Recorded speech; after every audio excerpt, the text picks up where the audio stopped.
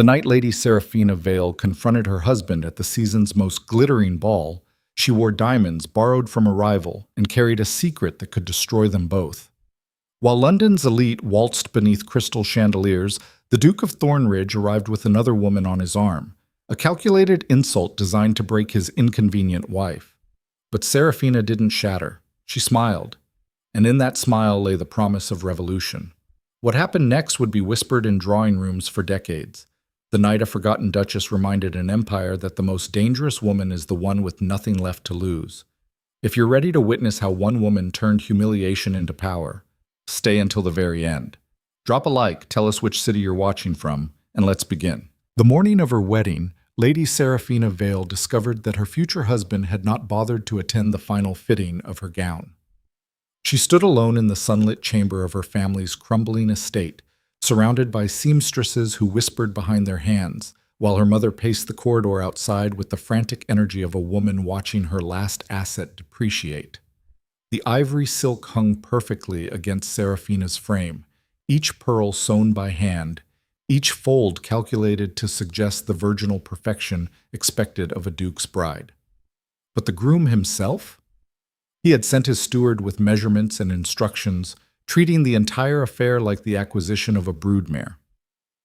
"He's a practical man," her mother had said that morning, hands trembling as she fastened the sapphire necklace, the last valuable piece they owned. "The Duke doesn't traffic in sentimentality. You should be grateful, Seraphina. Grateful. Grateful." The word tasted like ash. Seraphina studied her reflection in the standing mirror. 22 years old, with dark hair that caught the light like polished mahogany, and eyes the color of storm clouds over the channel.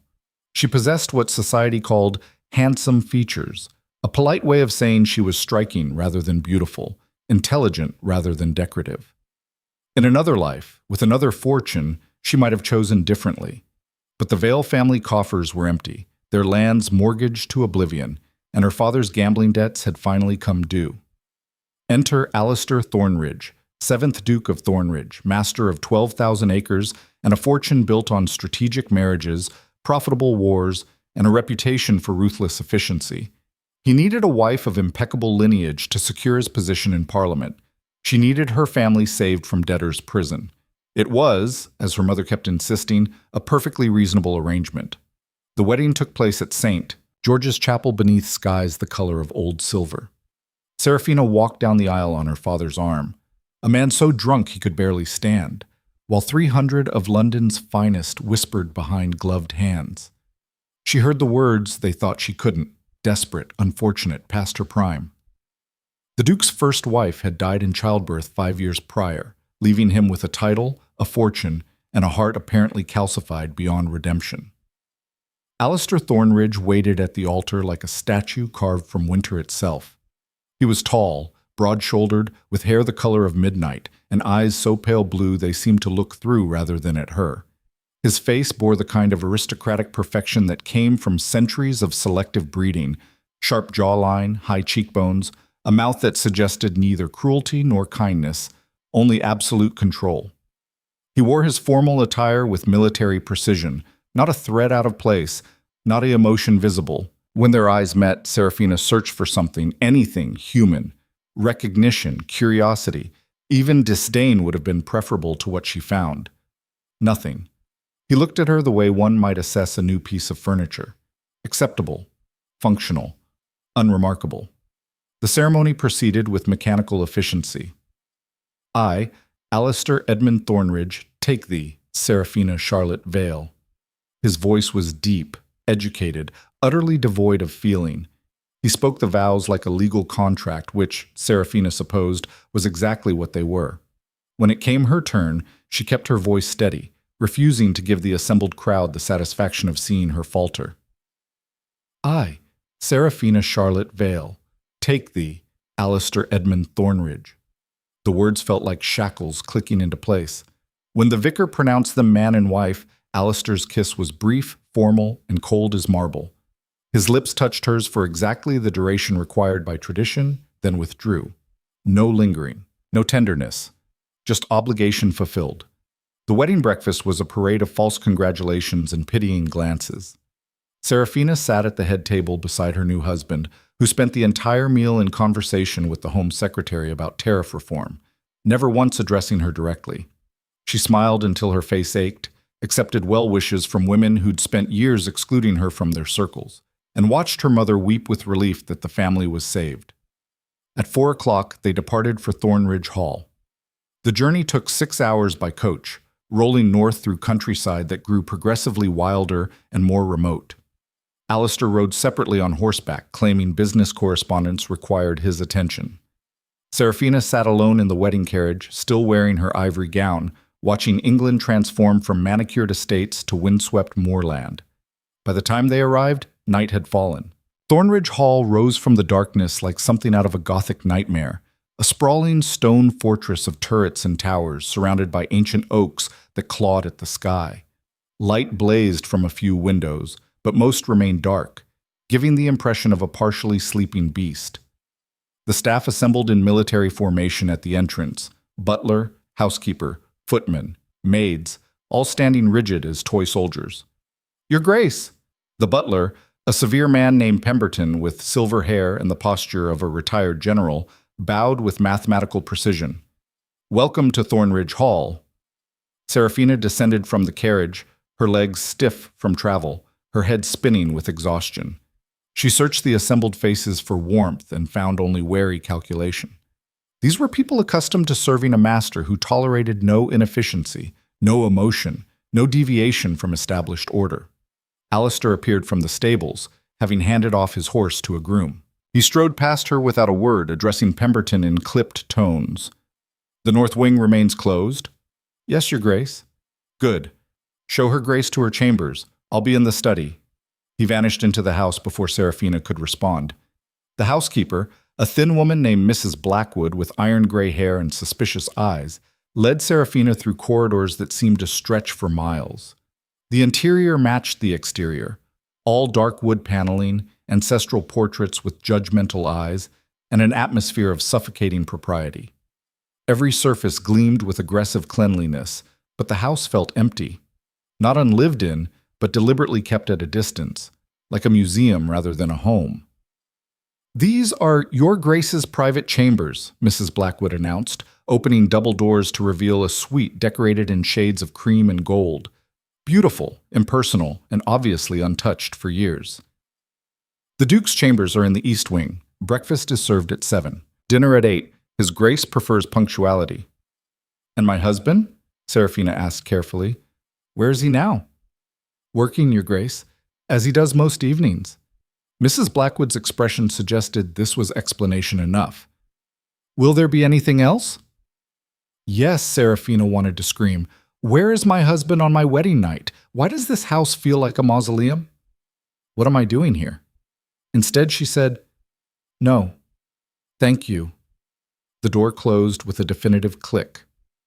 Serafina stood in the center of her gilded cage, still wearing her wedding gown, and finally allowed herself to acknowledge the truth. She had not married a man. She had married an institution, and institutions did not love. The first week established the pattern that would define their marriage. Alistair rose at dawn, breakfasted alone in his study, and spent his days managing the estate with the efficiency of a military campaign. He consulted with his steward about crop rotations, met with his solicitors about property acquisitions, corresponded with members of Parliament about legislation. He moved through Thornridge Hall like a general inspecting troops, noticing everything, acknowledging nothing. Serafina, meanwhile, discovered what it meant to be decorative. She took breakfast alone in the small dining room, lunch alone in the conservatory, dinner alone in the formal dining hall, unless Alistair had guests, in which case she was expected to appear, smile appropriately, and speak only when addressed. She was permitted to walk the gardens, read in the library, and embroider in the drawing room. She was not permitted in the study, the estate office, or any space designated for actual business. "His Grace prefers his wife to occupy herself with appropriate pursuits," Mrs. Blackwood informed her when Serafina asked about the estate ledgers. The subtext was clear. Know your place. At night, Alistair did not come to her chambers, not on their wedding night, not the night after, not ever. Serafina lay awake in her enormous bed, listening to the house creak and settle, wondering if this was to be her entire existence. A living ghost, present but unseen, decorative but unacknowledged. She thought about the marriage bed, the expected duty, the requirement of heirs. Surely he would visit eventually. Surely there was some point to this arrangement beyond simply parking her in a distant estate like forgotten furniture. On the 8th night, unable to bear the silence, she ventured to his wing. The east corridor was darker than hers, lined with portraits of stern-faced Thornridge ancestors who seemed to disapprove of her intrusion. She found his door easily enough, the only one with light visible beneath it. She raised her hand to knock, then hesitated, suddenly aware of how pathetic this was. A bride begging for her husband's attention. Before she could retreat, the door opened. Alistair stood in shirt sleeves and partially unbuttoned waistcoat, a glass of brandy in one hand and architectural plans in the other. He looked startled to find her there, genuinely surprised, as if she were an unexpected messenger rather than his wife. Serafina. He said her name like he was testing out a foreign word. Is something wrong? Everything, she wanted to say. Everything is wrong. I thought... She steadied her voice. I thought we might speak. It's nearly midnight. I'm aware. He studied her for a long moment, his pale eyes unreadable. Then he stepped aside, gesturing her into a room that was somehow both Spartan and luxurious, all leather and dark wood and the smell of tobacco and old books. A fire burned low in the grate. Papers covered every surface. I'm reviewing plans for the northern tenant cottages, he said, as if this explained everything. The roofs need replacing before winter. Serafina gathered her courage. Alistair, we've been married over a week, and we've barely exchanged a dozen words. I understand this is a practical arrangement, but surely practical is precisely what it is. He set down his brandy with careful precision. I need a wife of appropriate station to manage my household and eventually provide an heir. You needed financial security for your family. Both objectives have been met. Have they? The words came out sharper than she intended. Because from where I stand, I'm a decoration in a very expensive frame. Nothing more. Something flickered in his expression. Irritation, perhaps, or surprise that she'd dare to challenge him. What exactly did you expect, Serafina? Romance? Courtship? Those are fairy tales sold to girls who don't understand how the world actually functions. I expected to be treated like a human being. You are the Duchess of Thornridge. That is considerably more valuable than being treated like a human being. The casual cruelty of it stole her breath. He didn't even seem to realize how devastating his words were. They were simply facts, delivered with the same emotional investment he might bring to a weather report. Serafina felt something harden inside her chest. Not breaking, hardening, like metal in a forge. I see, she said quietly. Thank you for clarifying the terms of our arrangement, Your Grace. I won't disturb you again. She turned to leave, but his voice stopped her. Serafina. She looked back. For a moment, just a moment, she thought she saw something almost like regret cross his features. But it vanished so quickly she might have imagined it. The household is yours to manage as you see fit, he said.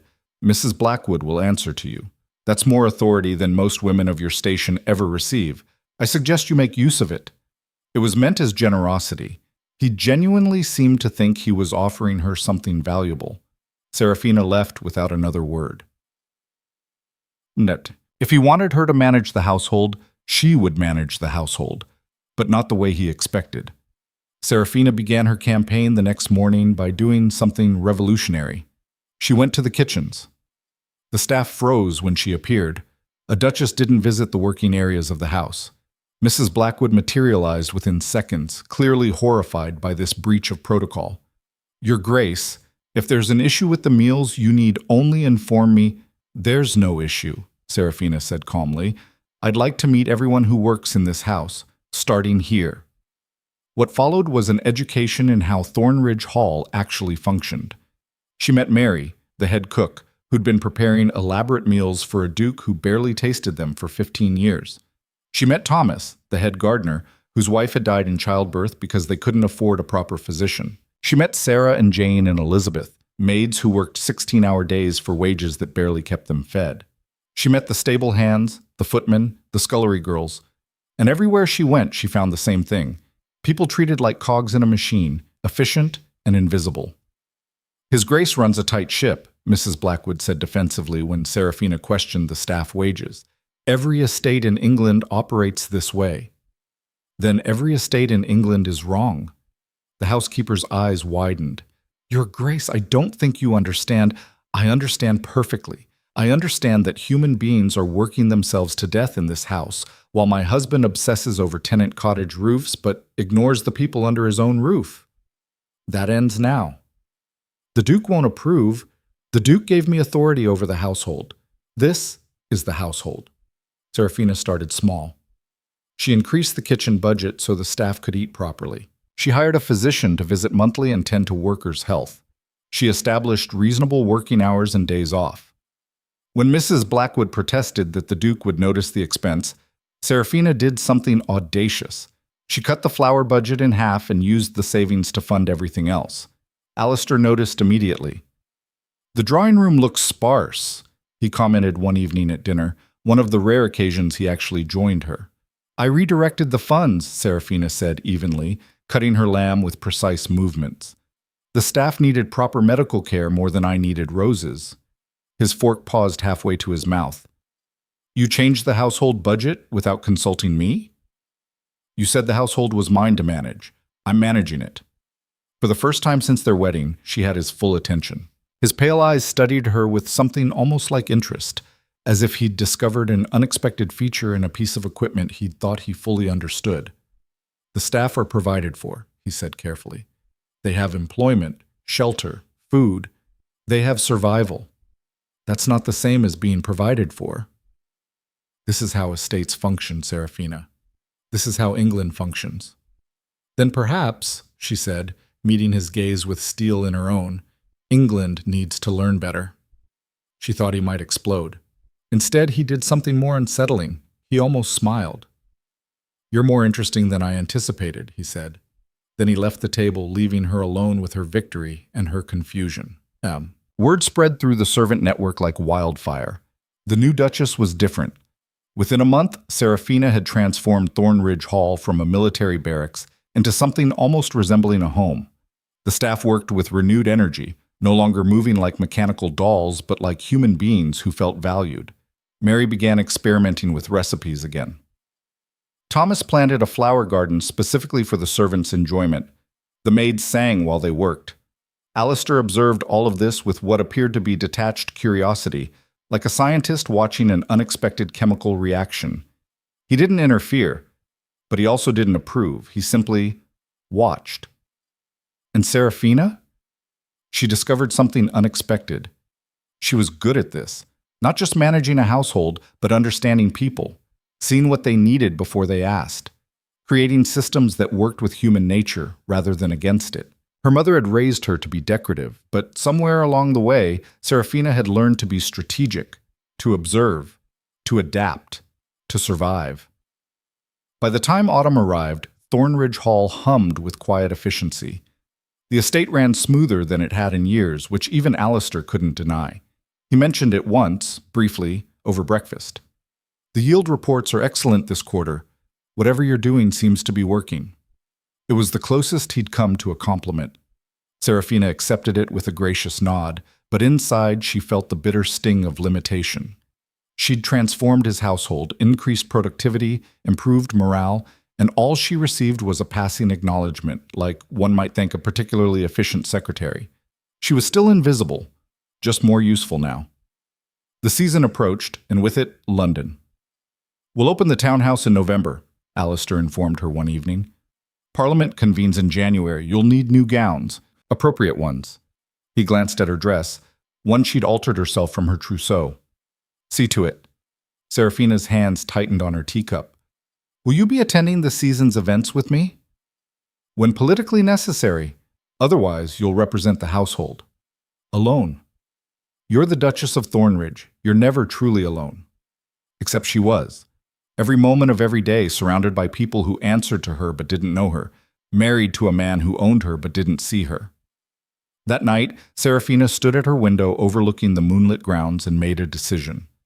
If Alistair wanted a duchess who managed his household efficiently, she would give him that.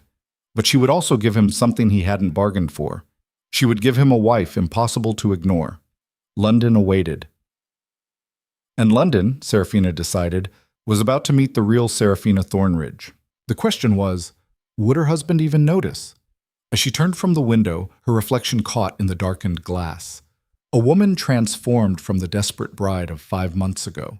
Her eyes held something new. Not hope, exactly. Determination. She had spent her life preparing to be overlooked. Now she would spend it learning to be unforgettable. Whether Alistair Thornridge appreciated it or not. End of part 1. The London townhouse smelled of disuse and old money, a peculiar combination of beeswax mothballs and the faint metallic tang of silver polish applied by invisible hands. Serafina arrived 3 days before Alistair, which suited her perfectly. She needed time to prepare for war. Because that's what the season was, she'd come to understand. Not a social calendar, but a battlefield where reputations were won and lost over teacups, where a single raised eyebrow could destroy a family's standing, and where women wielded the only power society permitted them, the power of opinion. "The staff is ready for your inspection, Your Grace," said Mrs. Pemberton, no relation to the Thornridge Hall butler, but possessing the same glacial efficiency. The London housekeeper was younger than Mrs. Blackwood, perhaps 50, with sharp features and eyes that missed nothing. "His Grace sent word that you're to attend Lady Blackmore's salon tomorrow evening." Serafina paused in removing her traveling gloves. "Sent word? He's not accompanying me?" "His Grace will be detained with parliamentary business. He suggests you introduce yourself to society independently." Mrs. Pemberton's tone suggested this was perfectly normal, even preferable. Of course, Alistair would send his wife into London's social arena alone, like releasing a show horse into the paddock to be evaluated. Serafina felt the familiar burn of humiliation, but she'd learned to transmute that particular emotion into something more useful. Fuel. "Tell me about Lady Blackmore," Serafina said, heading toward the stairs. Mrs. Pemberton followed, her keys jangling softly at her waist. "Influential, wealthy. Her salon attracts everyone who matters, politicians, poets, merchants, and more gossips than Westminster itself. An invitation is considered essential for anyone hoping to establish themselves." "And what do people say about the new Duchess of Thornridge?" The housekeeper hesitated, just a fraction of a second, but Serafina caught it. "They say you're very young, Your Grace, that the marriage was unexpected, that the Duke has kept you rather secluded in the country." Translation. "They think you're a desperate nobody who trapped a duke, and now he's ashamed to be seen with you." "I see," Serafina said quietly. "Then tomorrow night should prove educational." She spent the next day in strategic preparation. The gown she chose was midnight blue silk that brought out the storm cloud color of her eyes, cut fashionably but not daringly, expensive but not ostentatious. She wore the Thornridge sapphires. Alistair had sent them with a note that read simply, "These are appropriate for formal occasions," and arranged her dark hair in an elegant style that suggested confidence without vanity. When she studied herself in the mirror, she saw not the ignored bride of Thornridge Hall, but something else entirely. A woman armored for battle. Lady Blackmore's townhouse blazed with candlelight and ambition. Serafina arrived precisely on time, not early enough to seem desperate, not late enough to appear arrogant, and was announced by a footman whose voice carried through rooms already humming with conversation. "Her Grace, the Duchess of Thornridge." The conversation didn't stop exactly. It shifted. Like a flock of birds changing direction mid-flight, heads turned, fans snapped open, and Serafina felt the weight of 36 simultaneous evaluations. She descended the stairs alone, hyper-aware that Alistair should have been beside her, that every other married woman in attendance had arrived with her husband, that her solitary entrance announced her situation more clearly than any whispered rumor. Lady Blackmore herself materialized, a handsome woman of perhaps 60 with silver hair and the kind of commanding presence that came from decades of social dominance. "Duchess Thornridge," she said, extending her hand with the air of a queen greeting a minor provincial. "How delightful that you could join us. We've been so curious about Thornridge's mysterious bride." Mysterious. Another polite word for insignificant. "The pleasure is mine, Lady Blackmore," Serafina replied with a gracious smile. Your reputation precedes you. I've heard your salons are where England's future is actually decided. A calculated compliment, specific enough to seem genuine, grand enough to flatter. Lady Blackmore's eyes sharpened with interest. How perceptive. And where's the Duke this evening? Parliamentary business, I'm afraid, but he insisted I attend. He values your gatherings highly. The lie came smoothly. Let them think Alistair had sent her with his blessing rather than his indifference. Lady Blackmore guided her into the drawing room where London's elite had assembled in carefully orchestrated clusters. Seraphina recognized faces from newspapers and gossip columns. Lord Ashford, the Chancellor's son. Lady Pemberton Hayes, whose opinions on fashion could make or break a dressmaker. Sir Edmund Cross, a merchant whose fortune rivaled most aristocrats. And there, holding court near the fireplace, the women who would determine Seraphina's fate. Ladies, Lady Blackmore announced, may I present the Duchess of Thornridge. Seraphina, this is Lady Catherine Wexford, Mrs. Helena Ashcroft, and the Honorable Miss Cordelia Fairfax. 3 women, 3 different types of danger. Lady Catherine was perhaps 30, beautiful in the way of expensive porcelain, married to a viscount, and rumored to have turned down half a dozen proposals before accepting his. She assessed Seraphina with eyes like a jeweler examining a questionable stone. Mrs. Ashcroft was older, sharper, dressed in burgundy silk that suggested new money trying very hard to appear old. Her husband had made a fortune in shipping, and she'd spent the last decade attempting to purchase respectability. Miss Fairfax was the youngest, barely 20, with golden curls and a rosebud mouth that smiled while her eyes calculated. An heiress hunting a title. Duchess Thornridge, Lady Catherine said, her voice carrying the lazy confidence of someone accustomed to being heard. How surprising to see you in London. We'd heard the Duke preferred the country. The first strike, delivered with a smile. My husband prefers efficiency, Seraphina replied smoothly. The estate required attention, which I was happy to provide. But now that the household runs properly, he thought I might enjoy the season.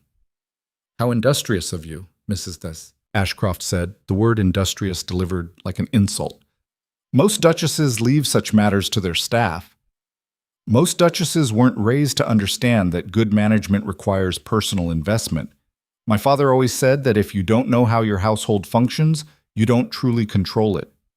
A gamble, invoking her father, a known gambler and drunk. But she'd framed it as wisdom rather than weakness, and she saw Miss Fairfax's eyes flicker with reluctant interest. And the Duke? Lady Catherine pressed. How does he find married life? Profitable, I imagine. Our crop yields increased by 18% this quarter. The number landed like a stone in still water. These women expected her to blush and demur, to speak of domestic happiness and wifely devotion. Instead, she'd spoken the language Alistair valued. Results. Mrs. Ashcroft's fan snapped open. How practical. Practicality seems to be the foundation of successful marriages these days, Seraphina said lightly. Don't you agree, Lady Catherine? I heard your husband's investments in the railway companies have been remarkably astute. It was a masterful deflection, acknowledging that she knew Lady Catherine's marriage was also built on financial advantage, while simultaneously complimenting the Viscount's business acumen. Lady Catherine's smile grew a fraction more genuine. The Duchess is well informed, she observed to the group. I read the financial papers, Seraphina said. One must keep current. How extraordinary, Miss Fairfax murmured. I find them terribly dull. That's because you read them for entertainment, Seraphina replied. I read them for ammunition. The women laughed, surprised, genuine laughter.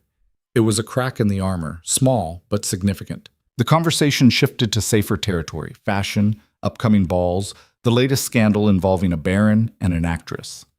Seraphina contributed just enough to seem engaged without dominating, asked intelligent questions, and committed every name and connection to memory. She was building a map of London's social landscape, identifying allies and enemies, understanding the unspoken rules of engagement. An hour into the evening, a footman appeared at Lady Blackmore's elbow and whispered something urgent. The hostess's expression tightened. Ladies, if you'll excuse me, it seems we have an unexpected guest. The drawing room doors opened and Alistair Thornridge entered. Serafina's heart performed a complicated maneuver somewhere between hope and dread. He looked devastating in formal evening attire, his dark hair slightly windswept, his pale eyes scanning the room with the precision of a military strategist assessing terrain. When his gaze found her, she couldn't read his expression. Surprise? Annoyance? Nothing at all? "Your Grace," Lady Blackmore greeted him warmly. "What a delightful surprise. We'd understood you were detained." "My business concluded early," Alistair said, his deep voice carrying easily. "I thought I'd join my wife after all." He crossed the room toward Serafina, and she felt every eye tracking his movement. This was it, the moment that would define how society viewed their marriage. Would he greet her warmly, establishing them as a united front, or would his coldness confirm every rumor about their arrangement?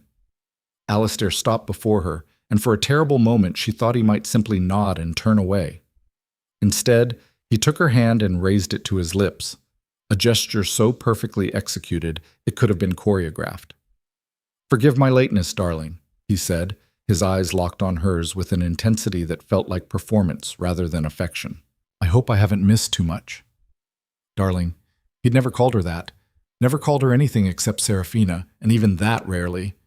"Not at all," she managed, her voice steady despite her confusion. "I was just becoming acquainted with Lady Blackmore's guests." "And what do you think of London society?" A test. He was testing her in front of everyone.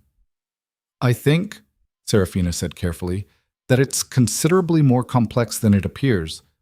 Rather like chess." Something flickered in his expression.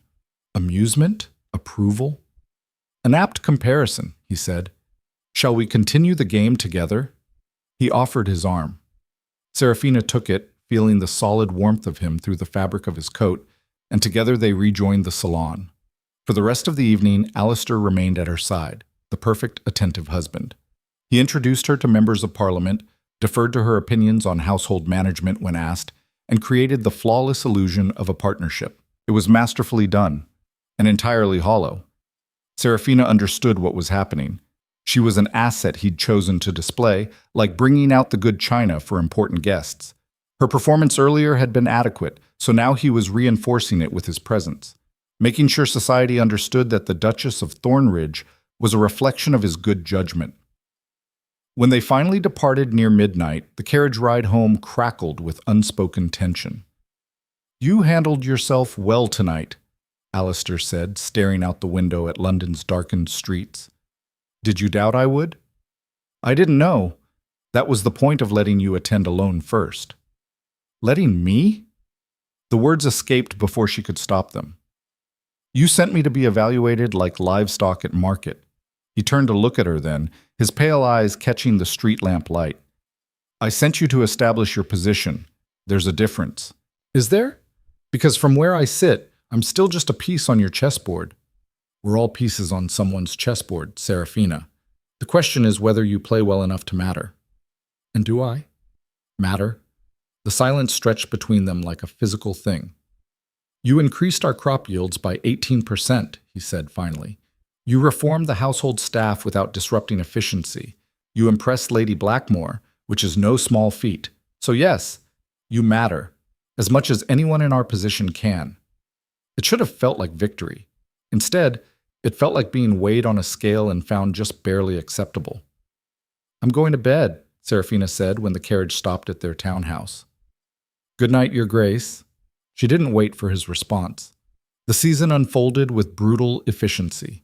Serafina attended every important event, always impeccably dressed, always perfectly composed. Lady Catherine's circle gradually accepted her, drawn by her intelligence and her refusal to play the role of simpering decoration. She became known for her sharp observations on politics and economics, unusual for a woman, but Serafina had learned to frame her knowledge as helpful wifely support rather than independent thought.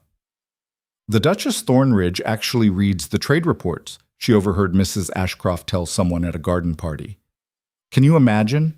She told Lord Preston things about the textile industry he didn't know himself." Serafina collected allies like a general building an army, women who appreciated her directness, men who valued her insights, merchants who saw her as a bridge to aristocratic circles. Within 6 weeks, she'd become someone people actively sought out at events. London began calling her the perfect Duchess. But perfection, Serafina discovered, had teeth. The first real blow came at the Harrington Ball in late January. Serafina arrived with Alistair. He'd been making more public appearances with her lately, though she suspected it was because her growing reputation reflected well on him. They'd just finished a waltz when Lady Catherine approached with unusual urgency. "Serafina," she said quietly, using her first name for the first time, a sign of either friendship or warning. "I thought you should know. There's talk. There's always talk. Not like this." Lady Catherine glanced around, then leaned closer. "They're saying the Duke has a mistress, that he keeps her in a house in Chelsea, that he visits her every Tuesday and Thursday without fail." The words landed like physical blows. Serafina fought to keep her expression neutral, aware that dozens of eyes were tracking this conversation. "Who's saying this?" "Everyone. Miss Fairfax claims her brother saw them together at the theater. Mrs. Montgomery's maid supposedly heard it from the Duke's coachman." Serafina's mind raced. Tuesdays and Thursdays were indeed the nights Alistair claimed to be working late at his club. She'd never questioned it because she'd never expected fidelity from their arrangement. But the humiliation of having all of London know, of being pitied as the ignorant wife, that was different. "I see," she said calmly. "Thank you for telling me. Serafina, I need nothing except perhaps another glass of champagne. Would you join me?" She walked toward the refreshment table with her head high, Lady Catherine hurrying to keep pace, and felt the weight of every stare like hot coals against her skin. Behind her, conversations resumed in urgent whispers. By morning, all of London would be discussing the poor Duchess of Thornridge, married to a man who couldn't even bother to hide his infidelity. The humiliation was designed to break her, to send her running back to the country where forgotten wives belonged. Serafina drank her champagne and began planning her counterattack. The next morning, she did something unprecedented. She called on Lady Blackmore without an invitation. "This is highly irregular, Duchess," the butler informed her, though he admitted her nonetheless. Lady Blackmore received her in the morning room, still in her dressing gown, looking both surprised and intrigued. "My dear girl, what brings you here at this hour?" "Advice," Serafina said bluntly, "and possibly an alliance." The older woman's eyes sharpened. "Regarding your husband's indiscretions?" "Regarding my response to them. Most wives in your position would retreat to the country and pretend ignorance." "I am not most wives." Lady Blackmore gestured for her to sit, then rang for tea. "No, I'm beginning to see that. What did you have in mind?" "I need to become more visible, not less, more influential. I need society to see me as someone valuable in my own right, not just as the Duke's wife. So when they whisper about his mistress, they'll also whisper about what a fool he is to disrespect me." "Ambitious. But how do you propose to achieve this?" Serafina leaned forward. "You host the most influential salon in London. What if we expanded it? Made it a weekly event focusing on real discussions, politics, economics, social reform. Let women demonstrate their minds instead of just their manners." "Scandalous. Necessary. The world is changing, Lady Blackmore. The old rules are breaking down. We can either break with them or be broken by them." The older woman studied her for a long moment. "Your husband won't approve." "My husband doesn't pay attention to anything I do unless it affects his reputation or his profits. And this will do both, favorably. Think of the connections, the influence. Members of Parliament coming to our salon to test their ideas. Merchants building relationships with aristocrats. Information flowing through channels he can access." "You're not asking for my help," Lady Blackmore said slowly. "You're offering me a partnership. I'm offering you evolution. The question is whether you're brave enough to accept it." Lady Blackmore laughed, a genuine, delighted sound. "Oh, my dear Duchess, I think I've underestimated you entirely." "Very well. Let's show London what women can build when we stop asking permission." The new salon launched 2 weeks later with carefully curated guest lists that mixed aristocracy, commerce, and intellectual firepower. Serafina invited poets and philosophers alongside politicians. She created space for women to speak on subjects typically reserved for men. She turned Lady Blackmore's drawing room into neutral ground where ideas mattered more than titles. and London noticed. Within a month, an invitation to the Blackmore Thornridge Salon became the most sought-after ticket in the city. Serafina found herself at the center of conversations that shaped policy and opinion. She became known not just as the perfect Duchess, but as someone who made things happen. Alistair noticed too. "You've been busy," he said one evening when they happened to cross paths in their townhouse. He held a copy of the Morning Post, which had devoted an entire column to discussing the previous night's salon. "Lord Preston tells me you suggested modifications to the new trade bill that he found quite insightful." "Did he?" "He's planning to present them to the committee, with your permission, of course." Serafina set down her teacup. "Will he credit me?" "Don't be absurd. Women don't receive credit for policy recommendations, but he'll remember who helped him. That's more valuable." "Is it?" "Because I'm building something here, Alistair. Real influence, real power, and I'm doing it while you're—" She stopped herself. "While I'm what?" His voice went dangerously quiet.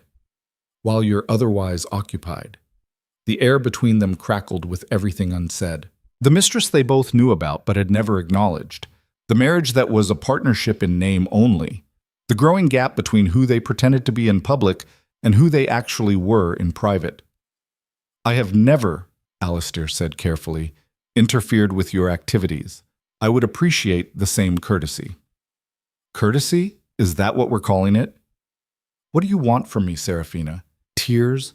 Apologies? Romantic declarations?" "I want you to see me." The words burst out before she could stop them. "I want you to look at me and see a person, not a chess piece or a household manager or a title-bearing wife. I want you to care that every person in London pities me because my husband can't even bother to be discreet about his infidelity." Alistair's expression didn't change, but something in his eyes flickered.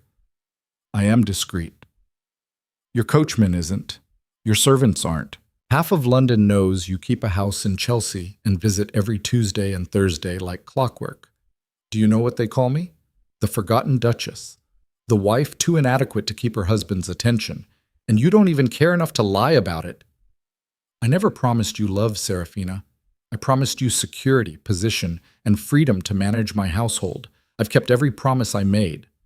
You promised me nothing." She was standing now, hands clenched into fists. "You never even looked at me long enough to make promises. You married a title and a bloodline, and you got both. Congratulations, Your Grace. I hope she's worth the price of your reputation." She stormed toward the door, but his voice stopped her.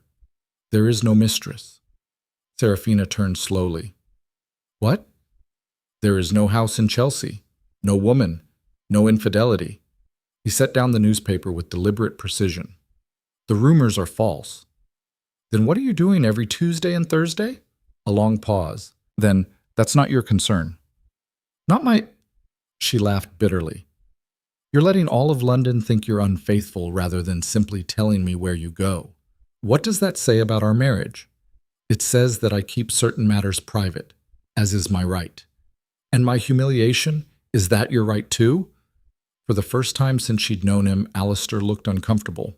Not guilty exactly, but aware perhaps that his carefully controlled world had consequences he hadn't anticipated. "I'll speak to Pemberton about the servants," he said finally. "The rumors will stop." "The rumors don't matter anymore," Serafina said quietly, "because I'm not the forgotten Duchess anymore.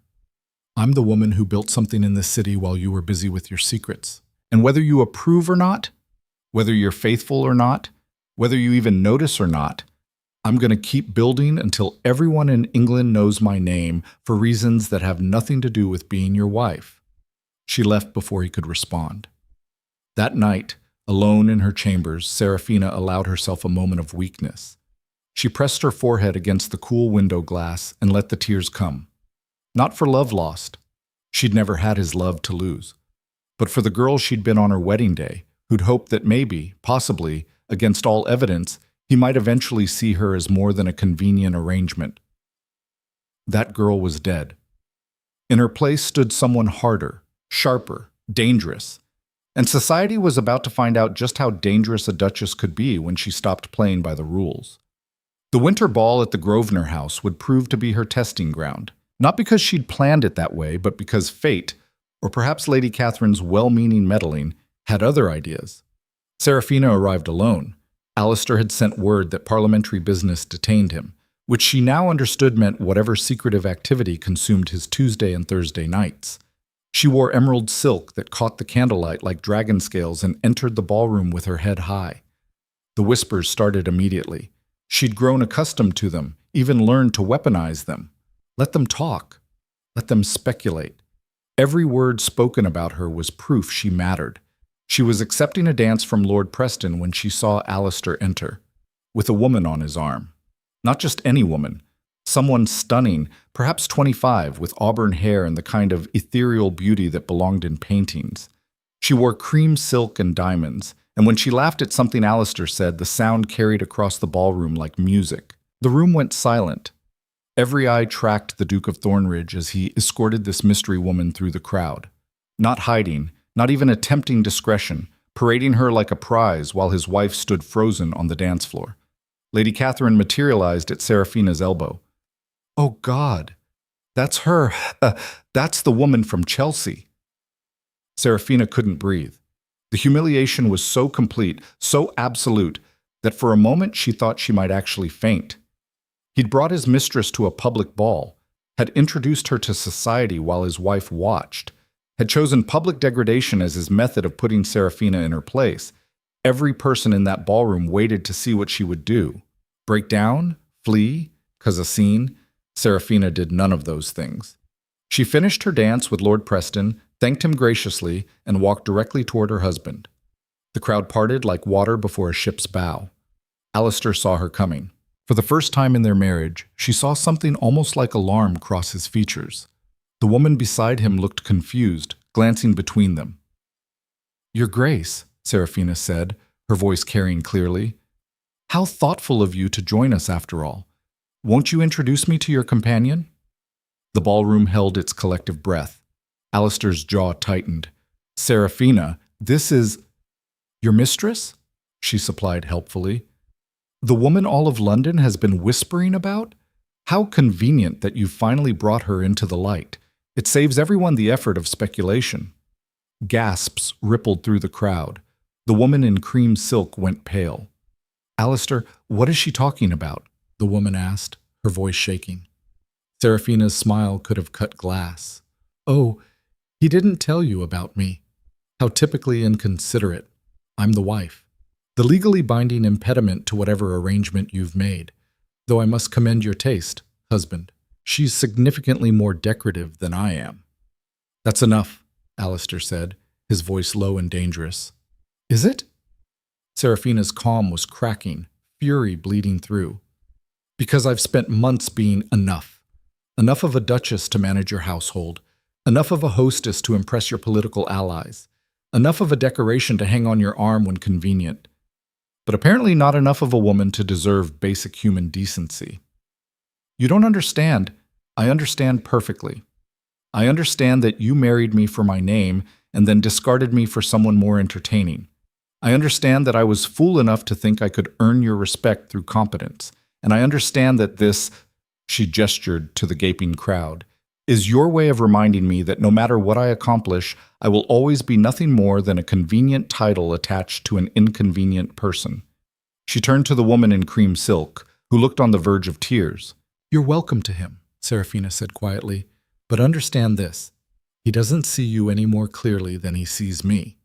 You're just a newer model of the same furniture." Then she walked away, head high, spine straight, while every person in that ballroom watched the Duchess of Thornridge shatter her husband's reputation with nothing but the truth. She made it to the terrace before her knees gave out. The cold February air hit her face like a slap, but Serafina welcomed it. Better the sting of winter than the suffocating heat of that ballroom where 300 witnesses had just watched her destroy what remained of her marriage in full view of London's elite. Her hands gripped the stone balustrade, knuckles white against the darkness. Below, the Grosvenor Gardens stretched out in geometric perfection, all manicured hedges and frozen fountains. Everything in its proper place, everything controlled. She'd just demolished that control with 6 sentences. The door behind her opened. She didn't turn, assuming it was Lady Catherine come to offer sympathy or scandal-fueled questions. Instead, A man's voice cut through the silence. That was quite a performance. Serafina spun. Alistair stood in the doorway, alone, his face carved from stone. Behind him, she could hear the ballroom erupting into frenzied conversation. Her name on every tongue, her humiliation now legend. Don't, she said, her voice raw. Don't you dare call it a performance. That was the first honest thing either of us has said in 9 months of marriage. He stepped onto the terrace, closing the door behind him. The music and gossip became muffled, leaving them in a bubble of cold silence. That woman, he said, his tone carefully controlled, is my sister. The words hung between them like smoke. What? Victoria, my half-sister, illegitimate daughter of my father and a French governess. She's been living in Chelsea under my protection since our father died. The house, the Tuesday and Thursday visits. I've been managing her finances and ensuring she has a respectable life despite her birth circumstances. Serafina stared at him, her mind racing to recalibrate everything she'd just done. Your sister. You let me believe, let everyone believe. I let nothing. I simply didn't correct the assumptions. His pale eyes fixed on her with something between anger and something else she couldn't name. Victoria's existence could destroy her prospects if society knew the truth, so I've kept her existence quiet, visited discreetly, and allowed people to draw their own conclusions. It seemed preferable to the alternative. Preferable? You let your wife be humiliated publicly rather than simply tell her you were protecting your sister? I didn't realize the rumors had spread so thoroughly. You thought I wouldn't care? The laugh that escaped her was bitter as winter frost. Or you didn't think about me at all, which seems more likely, given our history. Serafina, I just accused your sister of being your mistress in front of 300 people. Do you understand what I've done? What you've made me do by keeping this secret? Before Alistair could respond, the terrace door burst open. Victoria stood there, her cream silk dress seeming to glow in the lamplight, her face streaked with tears. Is it true? She demanded, her voice shaking. What she said, what everyone's saying, they think I'm your mistress? Victoria, go back inside, but no. She turned to Serafina, eyes blazing. How dare you? How dare you make such accusations without knowing anything about me, about us, about what Alistair has sacrificed to protect me? I didn't know, Serafina said, the words feeling inadequate even as she spoke them. He never told me you existed. Because it's not your business. Because you're nothing but a transaction he was forced into to satisfy some archaic requirement for heirs. You're not family. You're not... That's enough. Alistair's voice cut like a blade. Victoria, leave. Now. But now. Victoria fled, and the silence that followed was deafening. Serafina pressed her hands against her temples, trying to organize thoughts that felt like shattered glass. I need to fix this. I need to go back in there and what? Announce that I've been secretly supporting an illegitimate sister? That my father's infidelity produced a child I've been hiding for years? You'll ruin her completely. Then what do I do? She turned on him, all the rage and humiliation of the past months pouring out. Tell me, Alistair. Tell me how to be the perfect wife when you give me nothing to work with. No trust, no information, no partnership. Just demands and silence and the expectation that I'll somehow navigate a world you've deliberately kept me in the dark about. I gave you authority over the household. I don't want authority over the household. I want to matter to you as more than a convenient arrangement. I want you to look at me and see a person you chose rather than an obligation you endured. I want... The words died as she saw his expression shift. Not softening exactly, but cracking, like ice under pressure. You think I don't see you? His voice was low, almost dangerous. I see you, Serafina. I've seen you rebuild my staff's morale, transform a neglected estate into something thriving, and dominate London society with nothing but intelligence and determination. I've watched you become the most talked-about Duchess in England while I've been drowning in secrets I don't know how to share. Then share them. Tell me who you actually are instead of this frozen statue you present to the world. You want to know who I am? He stepped closer, close enough that she could see the muscle jumping in his jaw. I'm a man whose first wife died screaming in childbirth because the physician I hired was drunk. I'm a man whose father's infidelities nearly destroyed our family's reputation. I'm a man who learned that love is a luxury that gets people killed, and weakness is a weapon everyone will use against you. So yes, I keep secrets. I maintain control. I don't let anyone close enough to destroy me the way I've watched love destroy everything it touches. The confession hung between them like a wound laid open. Eleanor, Seraphina said quietly, remembering the name of his first wife. You loved her. I was a fool for her, young and stupid and convinced that passion mattered more than judgment. When she got pregnant, I hired the best physician I could afford, a man with excellent references who turned out to be a drunk who'd killed 3 other women the same way. She bled to death while I held her hand and promised everything would be fine. His voice cracked. The baby died too. A son. He lived for 6 minutes. Seraphina felt something crack inside her chest. Alistair! So when your family approached me about marriage, I accepted on one condition: never again. No passion, no emotion, no vulnerability. A clean transaction that couldn't destroy either of us. I thought I was protecting you by keeping distance. You were protecting yourself. Yes. He didn't deny it. And it's worked perfectly until you decided to become impossible to ignore. Before she could respond, the terrace door opened again. This time it was Lady Blackmore, her expression grim. You need to come inside, she said. Both of you. Immediately. The ballroom had transformed into something between a theater and a courtroom. People stood in clusters, whispering frantically, while Victoria sat on a settee surrounded by concerned matrons, looking devastated. Lord Grosvenor, their host, stood near the center of the room with several other prominent lords, their expressions grave. As Seraphina and Alistair entered, the crowd parted. The silence was absolute. Lord Grosvenor stepped forward. Duke Thornridge, I believe we require an explanation. Accusations of infidelity made publicly against a peer of the realm cannot be ignored.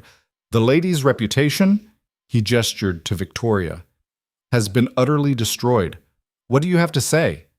Alistair's face could have been carved from ice. Lady Victoria is under my protection. The nature of that protection is my private business. Not when your wife makes it everyone's business, Lord Ashford interjected. The Duchess accused you of keeping a mistress. Either she's a slanderous liar or you're an adulterer. Either way, this cannot stand. Seraphina felt the room tilting.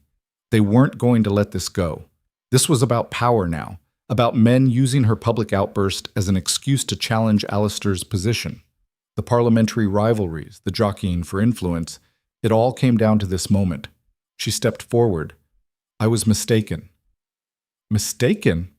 Lady Catherine's voice held disbelief. Seraphina, you can't… I was mistaken, she repeated, louder now. I heard rumors, allowed my emotions to override my judgment, and made accusations I cannot substantiate. Lady Victoria is innocent of any wrongdoing. The fault lies entirely with me. Noble of you, Lord Ashford said coldly, but it doesn't address the central question. What is the Duke's relationship with this woman? Why has she been living in a house he owns, accepting his visits regularly, while his wife remains ignorant? Because, a new voice cut through the tension, I am his sister. Victoria stood, her tear-stained face defiant. Our father had an affair with my mother, a governess in his household. I am the illegitimate result. Alistair has been protecting me, providing for me, because despite the circumstances of my birth, he believes I deserve dignity. That is the shameful secret you're all so desperate to uncover. The gasps that rippled through the room were audible. You're destroying yourself to save her, Lady Blackmore murmured to Alistair. The scandal will fall on me, as it should, Alistair said. Victoria did nothing wrong except exist. But Lord Ashford's eyes had taken on a predatory gleam. The late Duke's illegitimate daughter, living under your protection.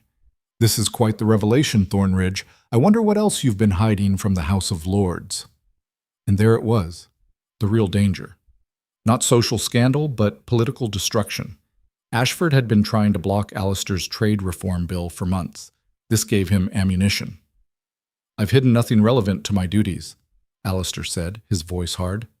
Haven't you? A man who keeps such significant family secrets, who allows his own wife to exist in ignorance, who prioritizes an illegitimate relation over the sanctity of his marriage. How can we trust your judgment on matters of state? You sanctimonious hypocrite, Serafina said, her voice cutting through the murmurs. Half the men in this room keep mistresses, gamble away fortunes, and treat their wives like decorative furniture. My husband chose to protect a vulnerable woman. The only scandal here is that you're using his decency as a weapon. The Duchess defending her husband, Lord Ashford said mockingly. How touching, though one wonders if she's protecting him or protecting her own position. I'm protecting the truth, Serafina shot back. My husband is many things, cold, secretive, infuriatingly closed, but he's not a liar. He's not cruel. And he's certainly not the villain you're trying to make him. Then what is he? Ashford pressed. A man who marries for convenience, ignores his wife, and devotes his attention to his father's mistake. What does that make him, Duchess? Human, she said quietly. It makes him human, flawed and complicated and trying to do right by people in impossible circumstances. Which is more than I can say for vultures who circle every hint of weakness, looking for something to tear apart. The room erupted in competing voices, some supporting her, others condemning both Thornridges, everyone desperate to be heard. Serafina saw her carefully built influence crumbling, saw the alliances she'd forged fracturing along fault lines of scandal and self-interest. Then Alistair did something unexpected. He took her hand. Not a performance this time. Not a strategic gesture. His fingers threaded through hers with a grip that felt like drowning and rescue simultaneously. My wife, he said, his voice carrying over the chaos, has shown me more courage tonight than I've demonstrated in years. She's right. I've been a coward, hiding behind control, calling isolation safety, treating the people I should value as problems to be managed. Victoria deserves better. Serafina deserves better. And so help me. I'm going to learn how to be better. The silence that followed was stunned. Starting with the truth, Alistair continued. Yes, Victoria is my half-sister. Yes, I've been protecting her. And yes, I should have trusted my wife with that information instead of assuming she'd use it against me the way everyone else would. That failure is mine, not hers. How very noble, Lord Ashford sneered. But nobility doesn't... Shut up, Ashford. The command came from Lord Preston, who stepped forward looking grim. The Duke has acknowledged his sister, protected her welfare, and maintained her dignity despite difficult circumstances. That's admirable, not scandalous. And if you're so eager to discuss men keeping secrets from their wives, shall we discuss your arrangement with the actress from Drury Lane? Ashford went pale. Or perhaps, Preston continued, his gaze sweeping the assembled men, we could all acknowledge that every family has complications, every marriage has private struggles, and using those struggles to score political points makes us no better than common gossips. The lords who'd been backing Ashford suddenly found the floor fascinating. Lady Blackmore stepped into the center of the room. It's late. Emotions are running high. I suggest we all retire for the evening and allow cooler heads to prevail. The Thornridges have been honest about a difficult situation. That should be the end of it. It wasn't a suggestion. It was a command from a woman whose social power rivaled any lord's political influence. Slowly, the crowd began to disperse. People collected coats and called for carriages, still whispering but with less venom now. The immediate crisis was passing, though Serafina knew the damage was done. Tomorrow's papers would feast on this for weeks. Victoria approached them, her face blotchy from crying. I'm so sorry. I should have stayed hidden. I've ruined everything. No, Serafina said, surprising herself. You've given us a chance to build something real, if we're brave enough to take it. The girl looked at her with desperate hope. You don't hate me? I hate that you've had to hide who you are. I hate that your brother felt he couldn't trust me, but I don't hate you. She turned to Alistair. We need to talk. Actually talk. Not tactical discussions about household management or parliamentary strategy. Real conversation about who we are and what we want this marriage to be. Now? His eyebrow raised. Now would be catastrophically inappropriate. Tomorrow. At home. No interruptions. He nodded slowly. Tomorrow. They departed separately, Serafina with Lady Catherine, Alistair escorting Victoria. The ride home passed in silence, Lady Catherine wisely choosing not to press for details. When Seraphina finally reached her chambers, exhaustion hit like a physical blow. She dismissed her maid, stripped off the emerald gown that now felt like armor she couldn't wait to shed, and sank onto her bed in her shift. She'd destroyed her reputation tonight, possibly Alistair's too, definitely their fragile public partnership. All of London would be dissecting her outburst by dawn, but she'd also learned something crucial. Alistair Thornridge wasn't the frozen statue she'd imagined. He was a man terrified of loss, armored in control, who'd watched love destroy everything he touched and decided never to risk it again. She understood that. Because despite everything, despite the humiliation and the secrets and the emotional wasteland of their marriage, she was starting to care about him. Not the Duke. Not the title, or the position, or the political influence. Him, the man beneath the ice. Which was possibly the most dangerous thing she could do. A knock at her door interrupted the thought. She opened it to find Alistair standing in the corridor, still in his evening clothes, looking uncharacteristically uncertain. "May I come in?" It was improper. It was late. It broke every rule of their carefully maintained distance. "Yes." He entered, closing the door behind him, and for a moment they just stood there in the lamplight, two people who'd been married 9 months but had never really met. "I owe you an apology," he said finally. "Several, actually. But the most important one is this. I'm sorry for treating you like a problem instead of a partner. I'm sorry for assuming you'd betray me the way I've been betrayed before. And I'm sorry it took a public disaster for me to realize that you're the strongest, bravest person I've ever met." Seraphina felt tears prick her eyes. "I'm sorry I didn't ask before assuming the worst. I'm sorry I hurt Victoria. And I'm sorry I can't be the emotionless transaction you wanted." "I don't want that anymore."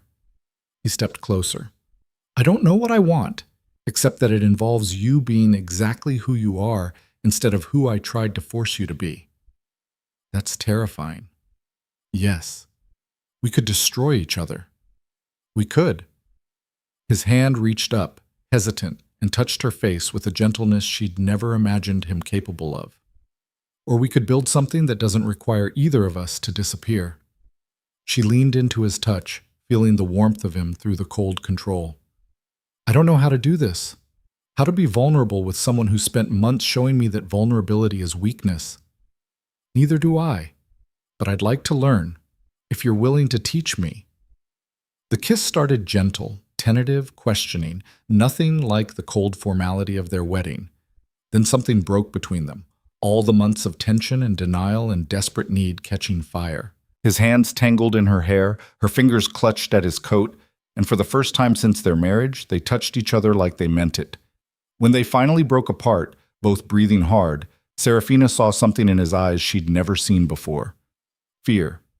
Not of her, but of what they could become. "Stay," she whispered. "If I stay, everything changes." "I know." He stayed. The morning brought not the intimate awakening Seraphina might have imagined, but a crisis that made the previous night's scandal look trivial. Mrs. Pemberton burst into the chambers at dawn, propriety forgotten. Your Grace, there's been an attack. Lord Preston's been murdered, and they're saying the Duke is responsible." Seraphina sat up, sheets clutched to her chest, Alistair already moving toward his discarded clothes. "What? That's impossible." "There's a letter. Found at the scene, in His Grace's handwriting, detailing Preston's support for the trade reform bill and calling him a liability that needed to be eliminated." Alistair went still. "I never wrote such a letter?" "Nevertheless, it exists. The constables are downstairs demanding to speak with you. Lord Ashford is with them. He's calling for your arrest." Seraphina's mind raced. Preston had defended them last night, had stood against Ashford, and now he was dead with forged evidence pointing to Alistair. This wasn't scandal. This was warfare. "It's a setup," she said, already reaching for her dressing gown. "Ashford killed Preston and framed you, or had someone do it. Either way, this is political assassination." "They have evidence," Alistair said, his voice tight. "Even if it's forged, it exists, and I have no alibi for where I was last night after the ball." "Yes, you do." Seraphina looked at him steadily. "You were here, with me, all night." "Seraphina, That will destroy your reputation completely. I don't care about my reputation. I care about keeping you alive. She turned to Mrs. Pemberton. Tell the constables the Duke will be down shortly, and send for our solicitor. Now. As the housekeeper fled, Alistair caught Seraphina's arm. They'll use this against us, call you a liar protecting a murderer, question everything you've built. Then let them, because I'm not losing you to a frame job the night after I finally found you. His expression softened into something that might have been love if either of them had been ready to name it. We fight this together, she said. Partnership. Like we should have been from the beginning. Together, he agreed. They dressed quickly, Seraphina choosing a severe gray day dress that suggested mourning and respectability, Alistair in formal attire that projected authority. When they descended the stairs together, they found the sitting room filled with constables, Lord Ashford looking triumphant, and several lords she recognized from the previous night's ball. Duke Thornridge, the chief constable said gravely, I'm afraid I must ask you to account for your whereabouts between midnight and 4 this morning. He was with me, Seraphina said clearly, in my chambers, all night. The shock on the faces around the room would have been comical under other circumstances. Your Grace, Ashford said, his voice dripping false concern. You needn't destroy yourself to protect. I'm not protecting anyone. I'm stating facts. My husband and I spent the night together. We have, she felt her face heat but pushed through. We have consummated our marriage, finally, after 9 months of distance and misunderstanding and my own foolish pride. If that scandalizes you, Lord Ashford, I suggest you examine your own nighttime activities before judging mine. Nevertheless, the constable said uncomfortably, there is the matter of the letter. His Grace's handwriting, his seal. Then someone had access to both, Alistair cut in. Preston was murdered to eliminate support for my reform bill and frame me simultaneously. Which lord benefits most from that outcome? All eyes turned to Ashford, who'd gone pale. You can't possibly. I would never. You called him a liability last week, one of the other lords said slowly. I heard you, at White's. You said Preston's support for Thornridge's bill made him a problem. Everyone says things like that. It doesn't mean… Search his study, Alistair said coldly. If there's forged correspondence, there will be practice attempts, mistakes. No forger gets it perfect on the first try. This is absurd, Ashford blustered. You have no authority. Actually, Seraphina said, we do. Because while you were busy framing my husband for murder, you made a critical mistake. You killed a man who had powerful friends, friends who will demand justice regardless of political convenience. The constables exchanged glances. The chief stepped forward. Lord Ashford, I believe we should continue this conversation at your residence, voluntarily, of course. You can't be serious. Deadly serious. Duke Thornridge has an alibi provided by his wife. You have motive and opportunity. Until we investigate further, both of you should consider yourselves under scrutiny. It wasn't an arrest, but it was close enough. As the constables escorted Ashford out, the man turned back with venom in his eyes. This isn't over, Thornridge. Even if I didn't kill Preston, you're still finished. The scandal alone will be nothing compared to what happens when we prove you're a murderer, Seraphina finished coldly. The door closed behind them. The remaining lords departed quietly, leaving Seraphina and Alistair alone in the sudden silence. Did we just make the situation exponentially worse? Seraphina asked. Probably, but at least we made it worse together.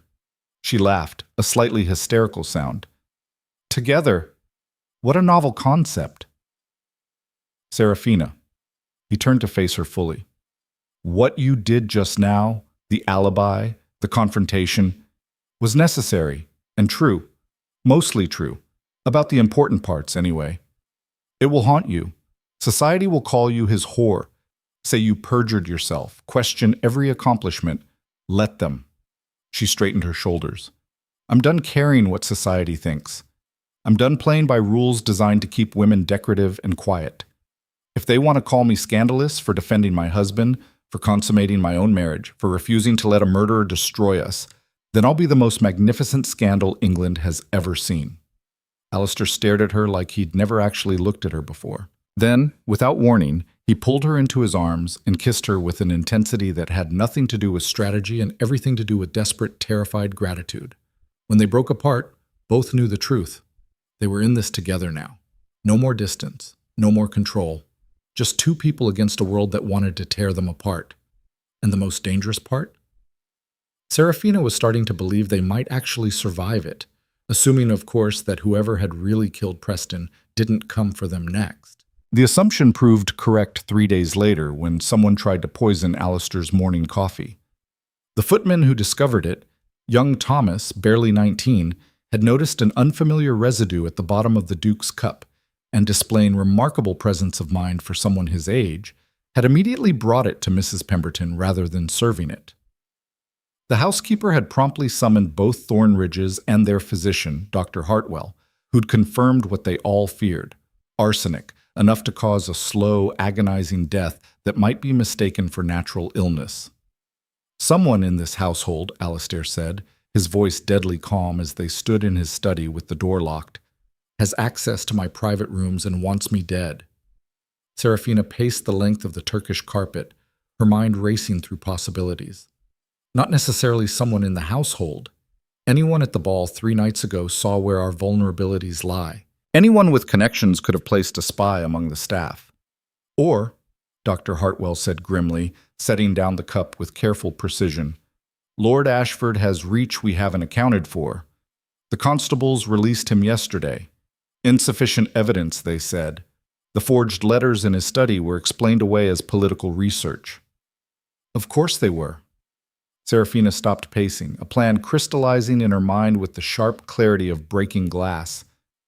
"Because we've been fighting this wrong. We've been defensive, protecting ourselves, providing alibis, reacting to attacks.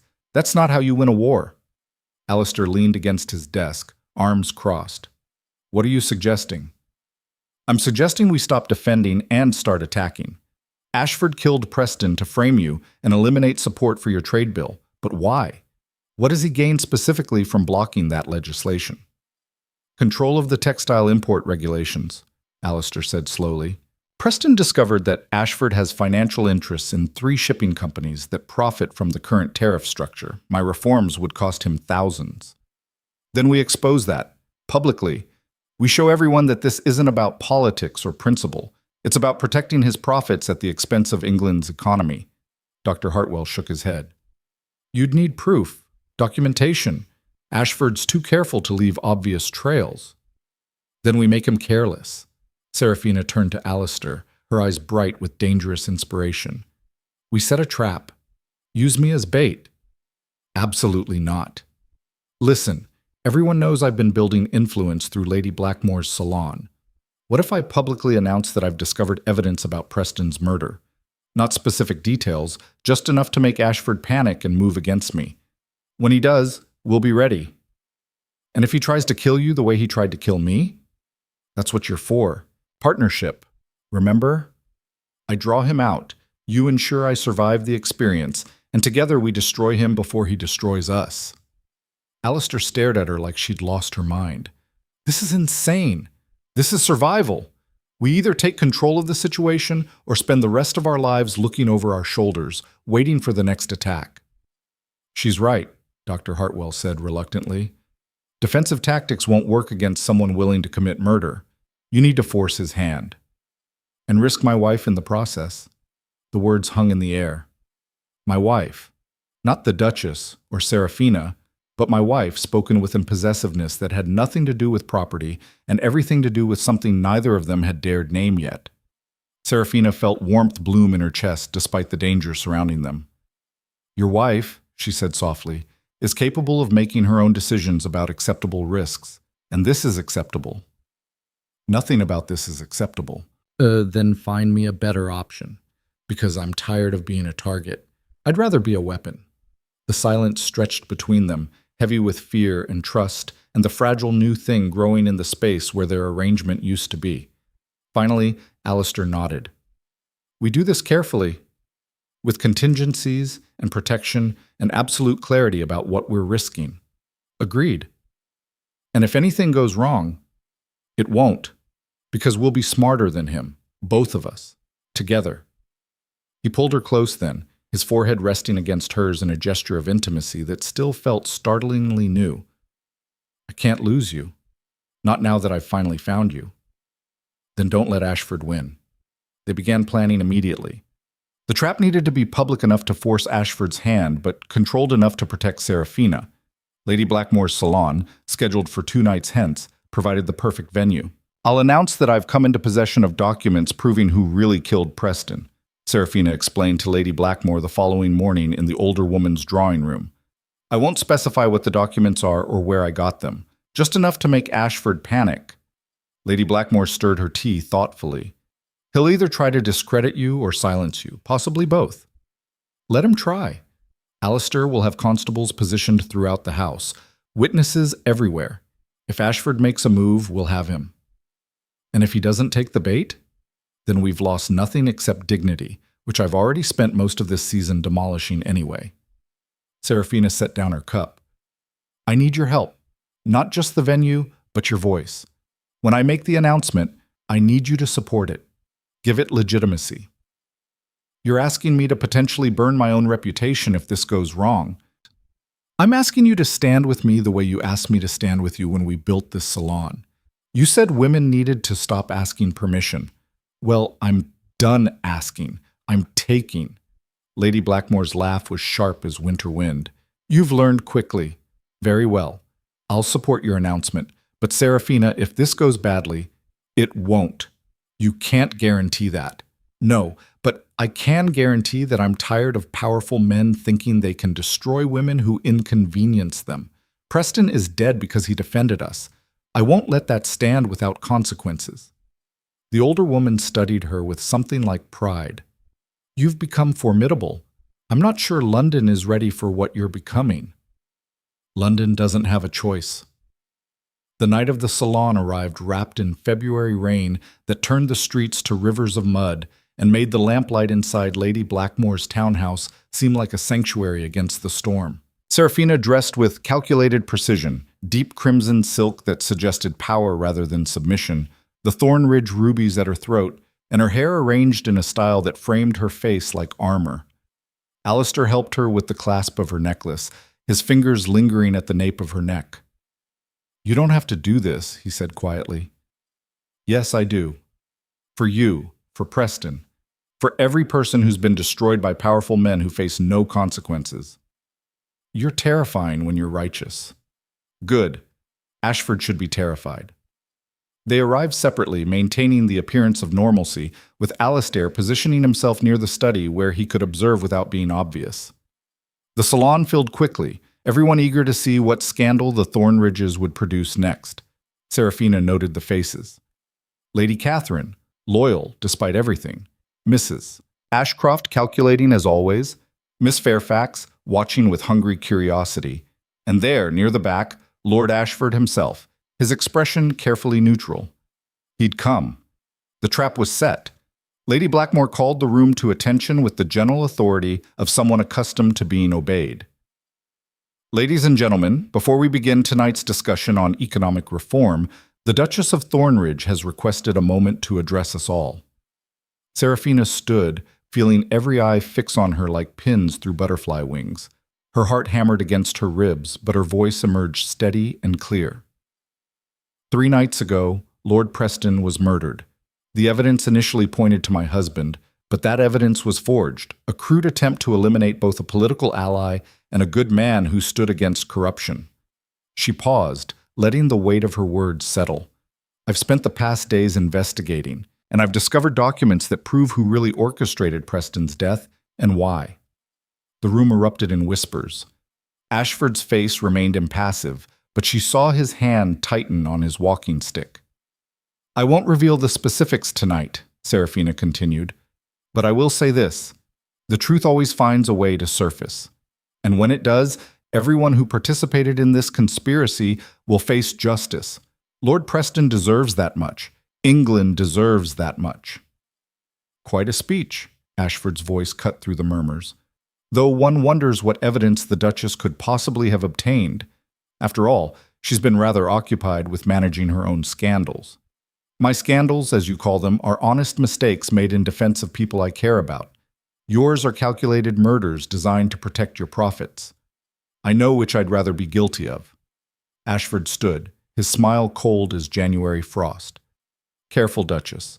Slander is a serious charge. So is murder. Yet here we both stand, making accusations." The tension in the room was thick enough to cut. Serafina saw Alistair shift position slightly, his hand moving toward his coat pocket, where she knew he kept a pistol. The constables positioned throughout the house would be alert now, waiting. "If you have evidence," Ashford said smoothly, "present it to the proper authorities. But we both know you don't. This is theater.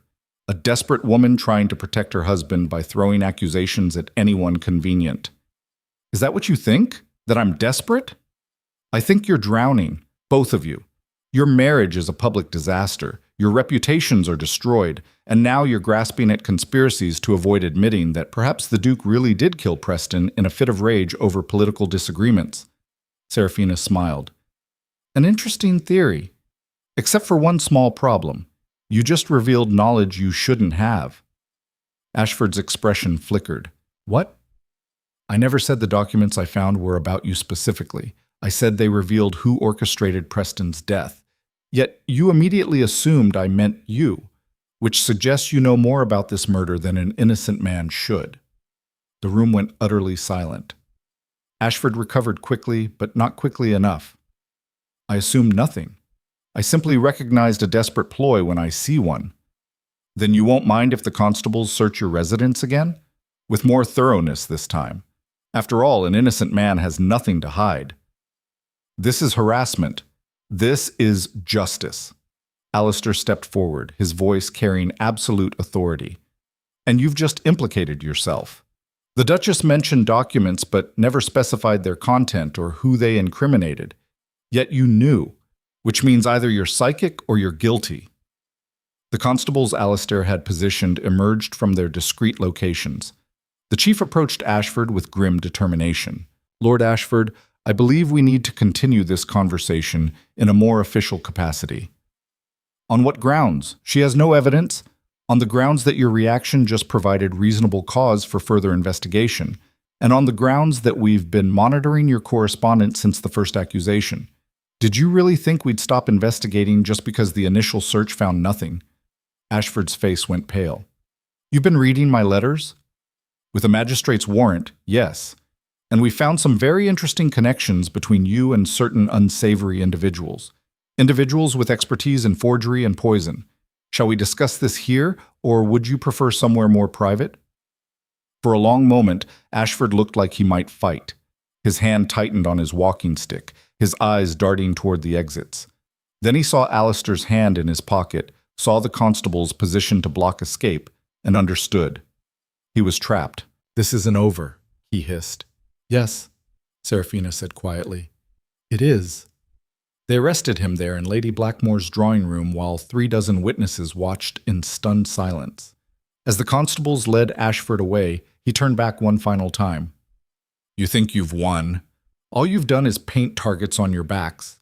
I'm not the only one who wants Thornridge's reforms stopped. I'm just the one who got caught." "Then we'll deal with the others too," Serafina said. "One by one, until England understands that murder isn't an acceptable political tool." The door closed behind him with a definitive thud. The salon dissolved into chaos, everyone talking at once, demanding details, speculating wildly. Lady Blackmore restored order with effort, but the evening's planned discussion was abandoned in favor of dissecting what they'd all just witnessed. Serafina found herself surrounded by women she'd spent months trying to impress. Only now they looked at her with something beyond respect, something closer to awe. "You set a trap," Lady Catherine said, her voice filled with admiration. "You baited him into revealing himself." "I gave him rope, and he hanged himself with it," Serafina corrected. "The guilt was always his. I just made it impossible to hide." "And the documents you mentioned? Don't exist. But he didn't know that. Guilty consciences make people careless." Mrs. Ashcroft laughed, a genuine, delighted sound. "You played him like a violin. I've underestimated you, Duchess." "Everyone has. I'm getting used to it." Alistair appeared at her elbow, his hand finding the small of her back, in a gesture that was both protective and proud. We should go. The constables will need statements, and this will be all over London by morning." They made their excuses and departed into the rain-soaked night. The carriage ride home passed in silence, both of them processing what they'd just accomplished. They'd exposed a murderer, protected Alistair's reforms, and demonstrated to all of London that the Thornridges were not victims to be pitied, but forces to be reckoned with. "You were magnificent," Alistair said as the carriage rolled through darkened streets. "We were magnificent. I set the trap, but you ensured it worked. Partnership, remember?" I'm beginning to understand what that word actually means. Back at the townhouse, they found Victoria waiting in the sitting room, her face anxious. She'd been excluded from the salon for her own protection, but clearly the wait had been torture. "Did it work?" she asked the moment they entered. "Is it over?" "Ashford's been arrested," Serafina confirmed. "The constables have evidence of his connections to forgers and poisoners. He'll stand trial." Victoria's relief was visible. Then her expression turned hesitant. "And us? The three of us, I mean? What happens now?" Serafina looked at Alistair, seeing the same question in his eyes. They'd survived the immediate crisis, but Victoria's existence was still a complication. An illegitimate sister, a reminder of their father's infidelity, a potential scandal waiting to erupt again. "What happens," Serafina said carefully, "is that we acknowledge reality. Victoria, you're Alistair's sister. Not a secret, not a shame, just family. And family doesn't hide." "Society will crucify us," Victoria whispered. "Society already tried. We survived. We'll keep surviving." Alistair moved to stand beside Serafina, presenting a united front. "Victoria, I've spent years trying to protect you by keeping you hidden. All I've done is make you vulnerable and give our enemies ammunition. That ends now. You're a Thornridge. You deserve to be acknowledged. But your position will survive scandal better than it survived murder accusations. And frankly, I'm tired of caring what small-minded people think. Serafina's taught me that there are more important things than perfect appearances." Victoria's eyes filled with tears. "You do that? Risk everything just to acknowledge me?" "You're not a risk," Serafina said gently. "You're family. There's a difference." The girl crossed the room and embraced them both. An awkward, tearful nod of three people trying to figure out how to be a family when none of them had been taught how. It was messy and imperfect and absolutely genuine. When they finally separated, Victoria wiped her eyes. "I don't know how to be a proper sister to a duke." "Good," Alistair said, "because I don't know how to be a proper brother to an illegitimate sister. We'll figure it out together." "What about me?" Serafina asked lightly. "Do I get to be improper too?" "You've been spectacularly improper for months. It's one of your best qualities." She laughed, feeling something loosen in her chest. They weren't perfect. They weren't even close to normal. But they were real. And that felt more valuable than any amount of social approval. The following days proved Ashford's final warning prophetic. He wasn't the only one opposed to Alistair's reforms, just the most violent. Other lords began maneuvering against the trade bill, using legal and political channels rather than murder. But they'd underestimated how much the landscape had shifted. Serafina's salon had become a political force in its own right. The women who attended weren't just social butterflies anymore. They were informed, connected, and increasingly willing to use their influence. When Lord Carrington tried to block the reforms, his wife attended the salon and learned exactly how his textile investments would cost her family money in the long run. She convinced him to abstain from the vote. When Sir Edmund Cross attempted to rally merchant opposition, Mrs. Ashcroft, whose husband's shipping business would actually profit from the reforms, organized a coalition of merchant wives who applied pressure through social channels until the men backed down. One by one, the opposition crumbled. Not through force or threats, but through information, influence, and the growing understanding that the Thornridges had built something unprecedented, a political partnership that leveraged both traditional male power and the emerging female influence that society kept trying to pretend didn't exist. 6 weeks after the salon confrontation, Alistair's trade reform bill passed the House of Lords by a narrow margin. The vote came late on a gray March afternoon, and Serafina waited at home for news, pacing the drawing room while Victoria attempted to distract her with conversation. When Alistair finally arrived, his expression was carefully neutral.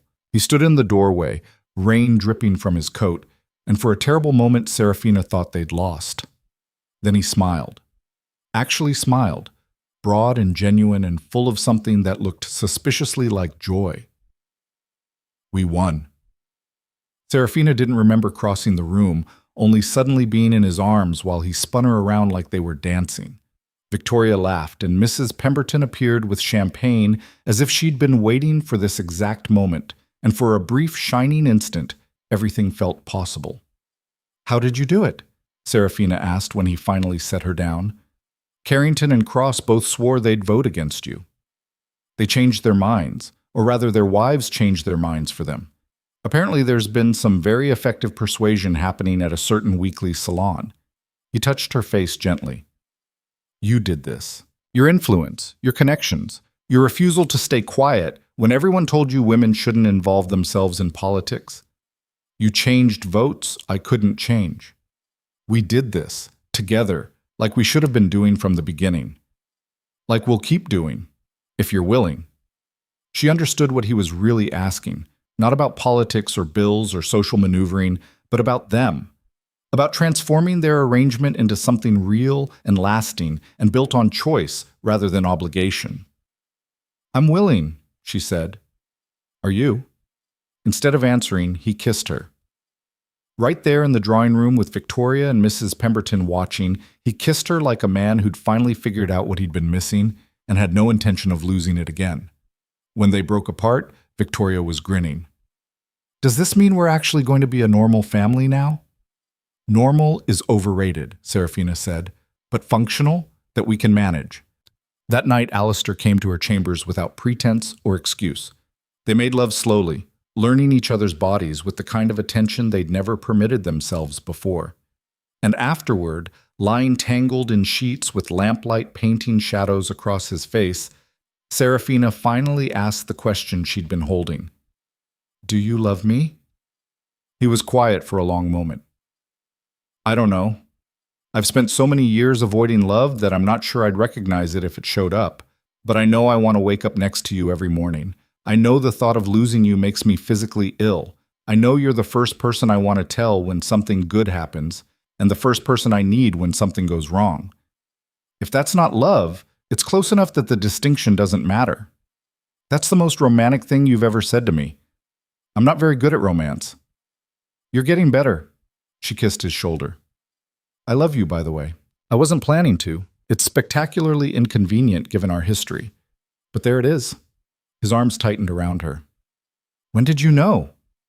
"The night you told me about Eleanor. When I realized you weren't cold, just terrified. That you'd built walls, not because you didn't feel, but because you felt too much and it nearly destroyed you." She propped herself up on one elbow to look at him properly. "I fell in love with the man underneath the Duke. The one who protects his sister even when it's inconvenient. The one who cares about tenant farmers' roofs. The one who's learning to be vulnerable even though it terrifies him. I'm still terrified. So am I. But I think we're braver together. Definitely braver. Possibly also more dangerous. Good. England needs dangerous women, and the men smart enough to stand beside them." They fell asleep wrapped around each other, and for the first time since their wedding night 9 months ago, neither of them slept alone. The scandal sheets had a field day with the Thornridges over the following weeks. The trade bill victory, Ashford's arrest and trial, Victoria's public acknowledgement as Alistair's sister, and the clear transformation of the Duke and Duchess's relationship from cold arrangement to genuine partnership, it was too much delicious gossip to resist. The Thornridge Alliance, one paper called them, proof that modern marriage can be built on respect rather than just romance. A political partnership, another declared. The Duke brings strategy, the Duchess brings influence, and together they've reshaped Parliament. Not all the coverage was positive. Some condemned Serafina for being too involved in masculine spheres. Others called Alistair weak for allowing his wife such prominence.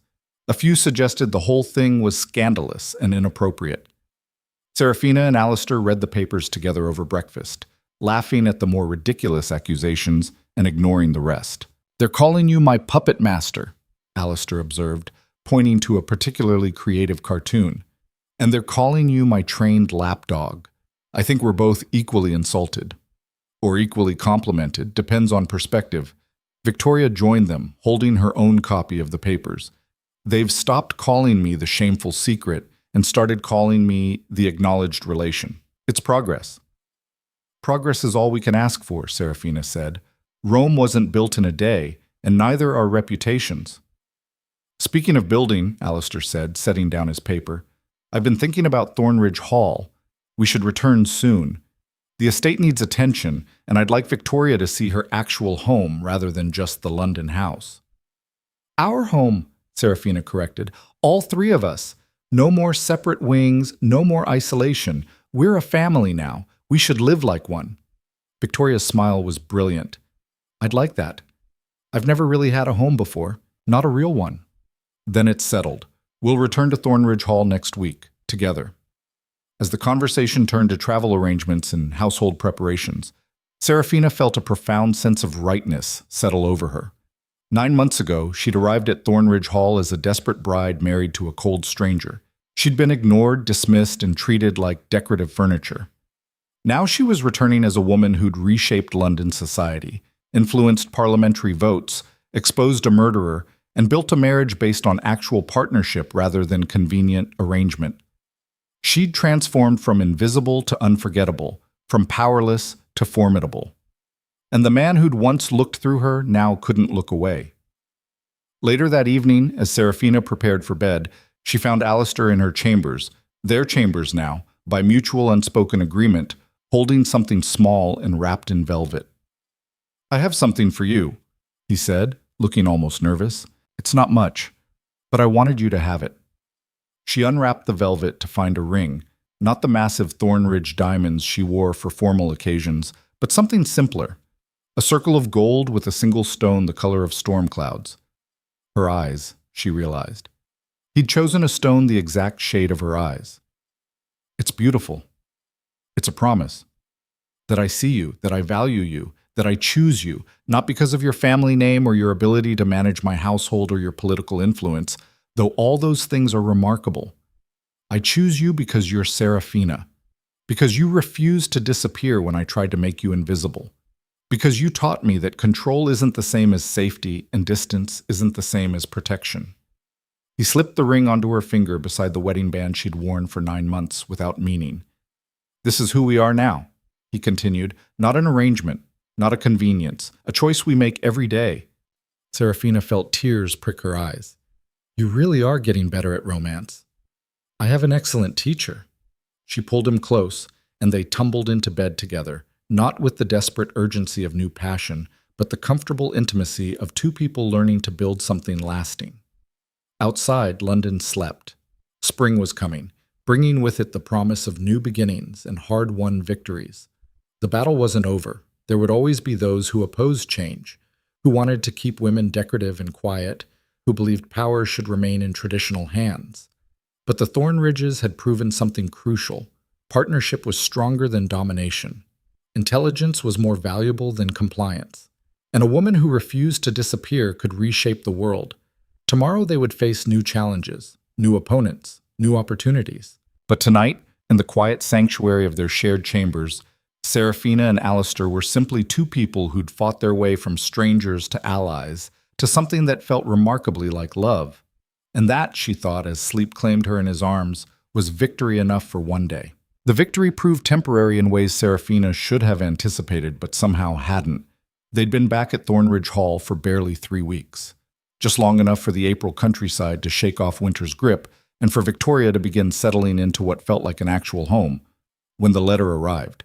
Not delivered by normal post, but brought by a royal courier wearing the unmistakable livery of the palace. Alistair opened it in his study with Serafina beside him, their shoulders touching in the easy intimacy they'd developed. She watched his expression shift from curiosity to something harder as he read. What is it? He handed her the letter without comment. The handwriting was elegant, official, and utterly damning. Duke Thornridge, your recent activities and those of your household have come to our attention. While we appreciate your service to the realm, We must express concern regarding the unconventional nature of your domestic arrangements and the increasingly public role your wife has assumed in matters of state. We request your presence at court to discuss these matters and their potential impact on your continued position within His Majesty's government. This is not optional. It was signed by the King's private secretary, but everyone knew that meant it came from the King himself. They're summoning you, Serafina said slowly, because of me, because I've been too visible, too involved, too much. Because we've challenged the established order and made powerful people nervous. Alistair took the letter back, his jaw tight. The trade bill passed, but that doesn't mean everyone accepted it. There are still lords who want me removed from any position of influence. This is their next move. So what do? I go to London. I defend our choices. And I do everything possible to ensure they don't use you as an excuse to destroy everything we've built. No. The word came out sharper than she intended. We go to London. We defend our choices. Together. That's what partnership means, remember? Serafina, if you come with me, if you're there when they lay out their grievances, it will only reinforce their concerns. They'll see you as the problem, the woman who's overstepped her bounds and corrupted her husband's judgment. Let them. Because if I stay here like a dutiful wife while you face this alone, we're confirming everything they believe about how marriages should function. We're telling them that the moment real power is threatened, women step aside and let men handle the difficult work. This could ruin you. This could ruin us both. But at least if we're ruined, we'll be ruined together for something we actually believe in. She stood, decision crystallizing into action. When do we leave? He stared at her for a long moment, and she saw the war happening behind his pale eyes, the old instinct to protect through distance, fighting against the new understanding that protection wasn't the same as partnership. Tomorrow morning, he said finally. Early. We'll need every advantage we can get. They told Victoria over dinner, watching her face cycle through confusion, fear, and finally a determination that reminded Serafina why she'd come to love the girl like family. This is my fault, Victoria said quietly. If I'd stayed hidden, then you'd still be hidden, Serafina interrupted, living half a life because society decided your father's mistakes should define your entire existence. No, we made the right choice acknowledging you. If the king has a problem with that, he can take it up with us directly. What if they force Alistair to renounce me, to send me away again? Alistair reached across the table, covering his sister's hand with his own. That won't happen. Whatever comes, we face it as a family. No more secrets, no more hiding. Even if it costs you everything, especially then. The journey to London felt different this time. Not the isolated arrival of a desperate bride or the strategic maneuvering of the season, but something closer to soldiers riding to battle. They traveled together in the same carriage.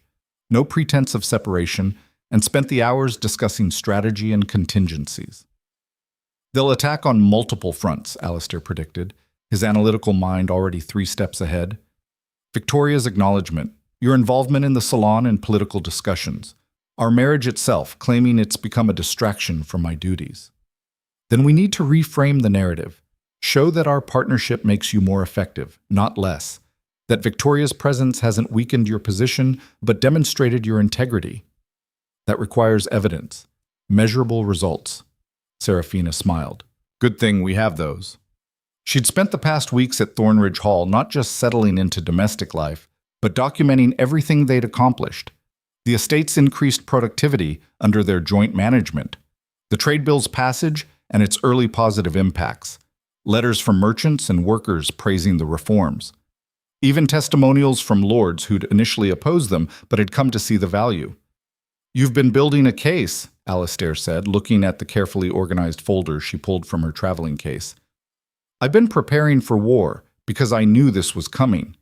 Men like Ashford don't give up just because one of them gets arrested. They regroup and attack from a different angle. You're terrifying. I learned from the best. She squeezed his hand. We're going to win this, Alistair. Not because we're perfect, but because we're right. And sometimes, when you have truth on your side, that's enough. They arrived at the London townhouse after dark, exhausted but determined. Mrs. Pemberton had kept the household ready for their return, and they fell into bed together without ceremony, taking comfort in each other's presence as the city hummed with malicious anticipation beyond their walls. The summons came at dawn. The king would see Duke Thornridge at precisely 10 o'clock, alone. "Absolutely not," Seraphina said when the courier departed. "I don't think we have a choice in this matter." "Then we make one." She was already dressing, choosing a gown of deep navy silk that suggested both respectability and authority. "I'm going with you. If they throw me out, fine, but I'm walking in there beside you." "Seraphina, don't. Don't try to protect me from this. We either stand together or we fall separately, and I'd rather fall with you than survive without you." The vulnerability in her voice stopped his protest. He crossed the room and pulled her close, his forehead resting against hers in the gesture that had become their private language. "I love you," he said quietly. "I should have said it before now. I should have said it 100 times. But I'm saying it now. I love you. And if this all goes wrong, I want you to know that these past months with you have been worth every consequence. It's not going wrong, but I love you too, just in case." They arrived at the palace precisely on time, presenting a united front in formal attire that announced their intentions clearly. The palace officials tried to separate them immediately. "The Duchess was not summoned. The Duchess is here nonetheless," Seraphina said calmly. "If His Majesty wishes to discuss my husband's household arrangements, I believe the other half of that household should be present." "Most irregular, most necessary, shall we?" She offered Alistair her arm in a deliberate reversal of traditional roles. He took it, and together they walked into the throne room where England's power sat in judgment. The king was younger than Seraphina expected, perhaps 45, with thinning hair and the kind of face that suggested he'd rather be anywhere else. Surrounding him stood a collection of advisors, lords, and officials that included several faces she recognized from the parliamentary opposition. "Duke Thornridge," the king said, his tone carefully neutral.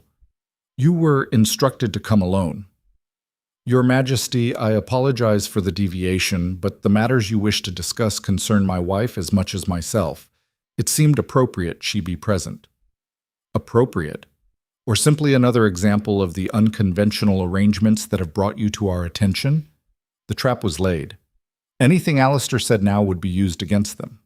Seraphina stepped forward, executing a perfect curtsy that managed to be both respectful and somehow challenging. "Your Majesty, if I may speak plainly?" "The Duchess Thornridge wishes to speak plainly." "How refreshing." The king's tone suggested it was anything but. "Very well, speak." "The concerns about unconventional arrangements, are they about results or appearances? Because if we're discussing results, the trade reform bill has already increased revenue by 4% in its first month. Merchants are reporting improved conditions. Workers have better wages. The economic impact is measurable and positive. If we're discussing appearances, then yes, our marriage doesn't look like traditional arrangements, but it works better than most traditional arrangements I've observed." A few suppressed smiles appeared among the assembled officials. The king's expression remained unreadable. "The issue, Duchess, is not whether your arrangement works for you personally. The issue is what message it sends to the realm when a duke allows his wife to involve herself in matters of state, when he publicly acknowledges an illegitimate relation, when he appears to value his wife's counsel over established protocol." "The message," Alistair said quietly, "is that competence matters more than gender, that family matters more than scandal, and that England's future requires us to value results over rigid adherence to rules that were written for a world that no longer exists." Bold words, some might say treasonous words. "Truth is never treason, Your Majesty, even when it's uncomfortable." The silence that followed was absolute. Seraphina felt her heart hammering but kept her expression calm. This was the moment. They'd either win or lose everything based on what happened next. Then one of the king's advisors stepped forward, a man Seraphina recognized as Lord Chancellor Weston, known for his progressive views. "Your Majesty, if I may? The Duke's trade bill has indeed produced remarkable results. His household management has been exemplary despite the unconventional structure. And while the Duchess's involvement in political matters has been unusual, she has not overstepped any legal boundaries. She has simply used the influence available to women of her station more effectively than most." "More publicly than most," another lord interjected. The salon is a gathering where ideas are discussed, Serafina interrupted. No different than the clubs where men gather to debate policy. Except we include women in the conversation. If that's controversial, perhaps the controversy says more about our assumptions than our actions. You're very articulate for a woman, the king observed. I'm very articulate for a person, Your Majesty. Gender has nothing to do with it. A few audible gasps. Alistair's hand found hers, squeezing gently. Support or warning, she wasn't sure which. The king leaned forward, studying them both with unexpected intensity. You understand that what you're proposing, what you're living, could change the fundamental structure of how marriage and power function in this realm. Yes, Alistair said simply. We understand. And you think that's appropriate? Necessary?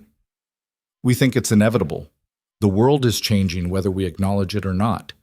Women are educated now, informed, capable of complex thought and strategic action. Pretending otherwise doesn't make it false. It just makes us blind to resources we could be using. Dangerous thinking.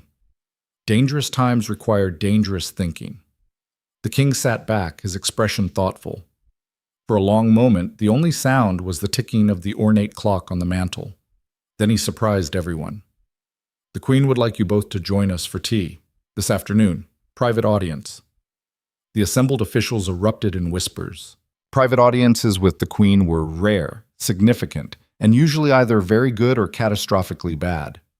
We would be honored, Your Majesty, Serafina managed, her mind racing. Good. Dismissed. All of you except Weston and Thornridge. Serafina recognized the dismissal for what it was. The men needed to have their conversation without female presence, the old way asserting itself. She started to leave, but the king's next words stopped her. Not you, Duchess. If we're going to discuss your husband's political future, you should be present. After all, you seem to have significant influence over it. It was a test and an acknowledgement simultaneously. Serafina retook her position beside Alistair while the other officials filed out, shooting them looks that ranged from outrage to grudging respect. When the doors closed, the king's entire demeanor shifted. He looked tired suddenly, older, burdened by weights Serafina could only imagine. Let me be frank, he said, all formality dropping away.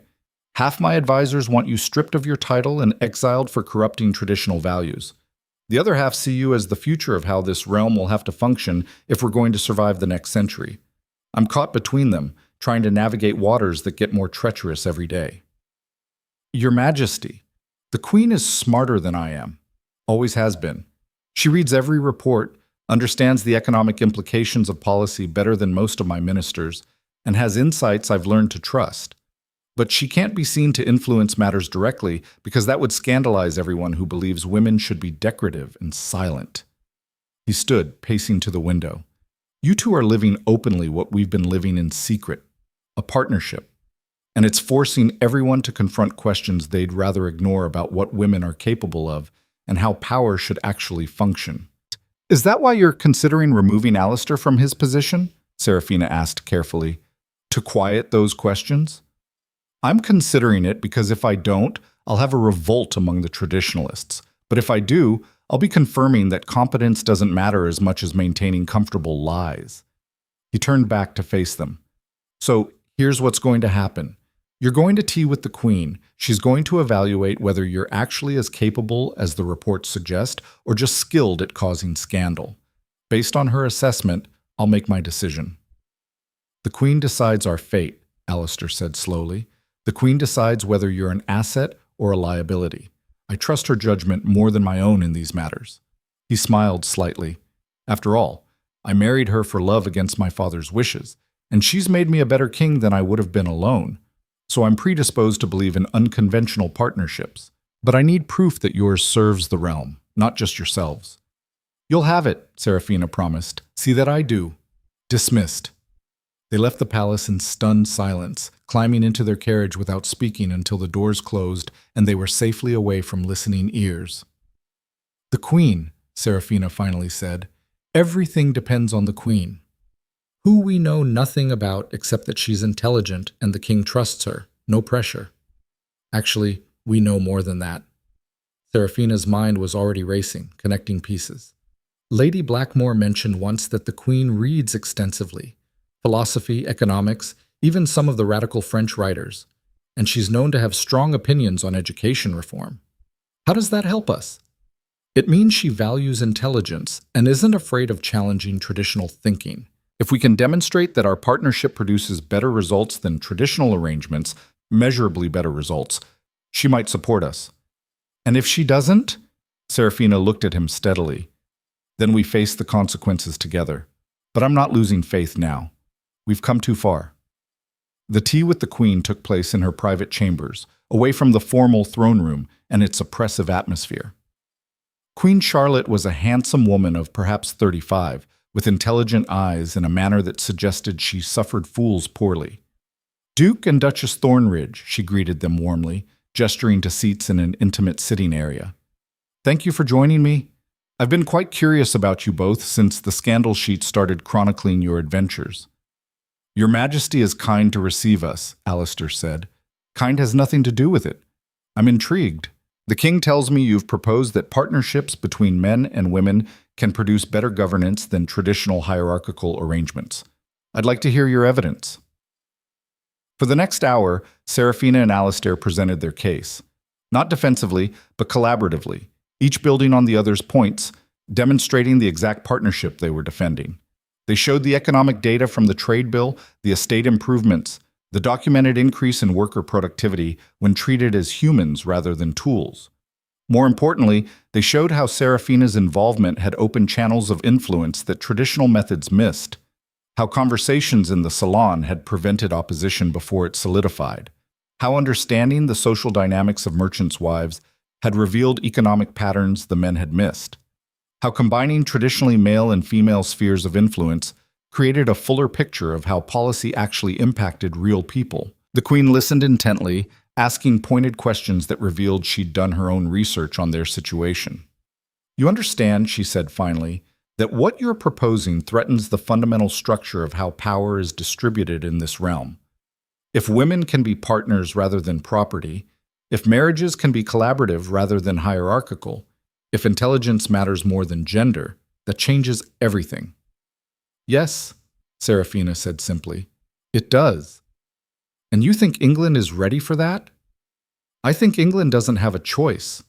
The world is changing. We can change with it or be destroyed by refusing to adapt. Queen Charlotte smiled. You sound like me arguing with the King's advisors. They always tell me I'm too radical, too forward-thinking, that I should focus on charitable works and leave policy to the men. She leaned forward. But here's what I've learned. The men are wrong. Not about everything, but about enough that their insistence on maintaining traditional structures is holding us back. She stood, walking to her desk and retrieving a folder. These are my notes on education reform, ideas I've developed over years of study and observation. The King knows about them, values them even. But I can't present them publicly because I'm the Queen, and queens don't involve themselves in policy. What if you could? Serafina asked carefully. What if there was precedent for women's involvement being not just acceptable, but valuable? That's exactly what you're creating, isn't it? Not just for yourselves, but for everyone else. A new model. The Queen returned to her seat. I'm going to be honest with you. If I recommend that the King maintain your position despite the scandal, it's not just about your competence. It's about what you represent. You're proof that the model I've been living in secret can function in public. That women's intelligence and men's power combined produce better results than either alone. And if the traditionalists revolt? Alistair asked. They're already revolting. They've been revolting since I married the King for love instead of political advantage. One more scandal won't change their minds, but it might change everyone else's. She looked at them both seriously. I'm recommending you stay. More than that, I'm recommending the King use your partnership as a model for how modern governance should function. But understand this, you'll be targets, forever. Every mistake will be magnified. Every success will be attributed to luck or your husband's actual competence rather than your joint effort. You'll spend your lives proving yourselves while men of lesser ability get automatic respect. That's already our lives, Serafina said. At least this way, we'll be proving ourselves while doing work we believe in. Queen Charlotte laughed, a genuine, delighted sound. I like you, both of you. And I think you're exactly what this realm needs, even if half of it doesn't realize it yet. She stood, signaling the audience was ending. Go home. To Thornridge Hall, I mean. Rebuild your life there. Make it a model estate that demonstrates what partnership can achieve. In 6 months, the king will request a full report on the trade bill's impacts. Make sure it's spectacular. You're giving us a test, Alistair said. I'm giving you an opportunity. Don't waste it. They left the palace in a daze, barely able to process what had just happened. The queen herself was their ally. More than that, they'd become symbols of something larger than themselves. The weight of it felt enormous. 6 months, Serafina said as their carriage rolled through London streets. We have 6 months to prove that our way works. No pressure at all. She laughed, feeling slightly hysterical. We faced murder accusations, political conspiracies, and social destruction. 6 months of actually doing the work we're good at should be easy by comparison. Nothing about this is easy. No, but it's worth it. She took his hand. Isn't it? Yes, every impossible moment of it. They collected Victoria from the townhouse and departed for Thornridge Hall the next morning, leaving London's political machinations behind for the honest work of building something real. The estate welcomed them back with spring in full bloom, apple blossoms scenting the air, lambs in the fields, and a sense of possibility that felt almost dangerous in its intensity.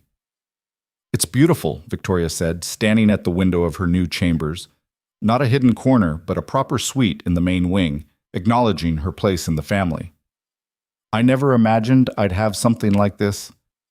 You deserve it, Serafina told her, not because of your birth or your brother's title, but because you're family.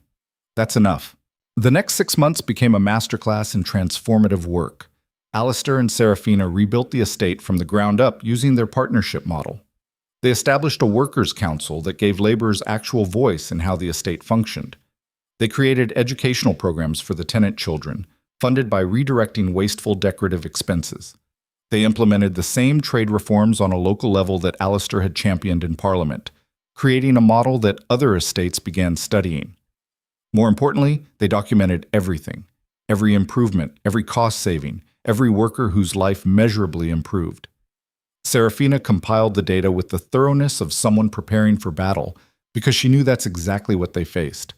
The Queen's support bought them time, but it didn't guarantee victory. They needed proof.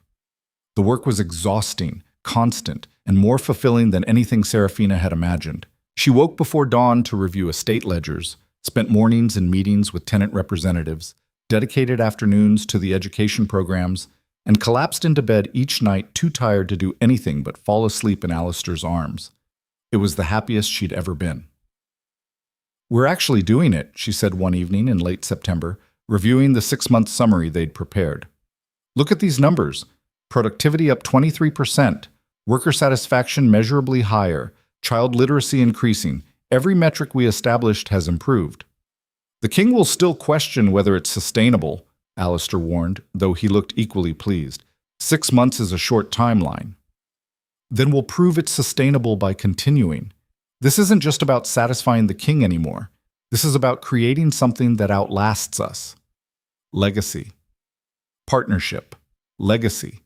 A model that proves love and work aren't opposing forces, but complementary ones. She looked up from the papers. Speaking of which, there's something I need to tell you. His expression shifted to concern.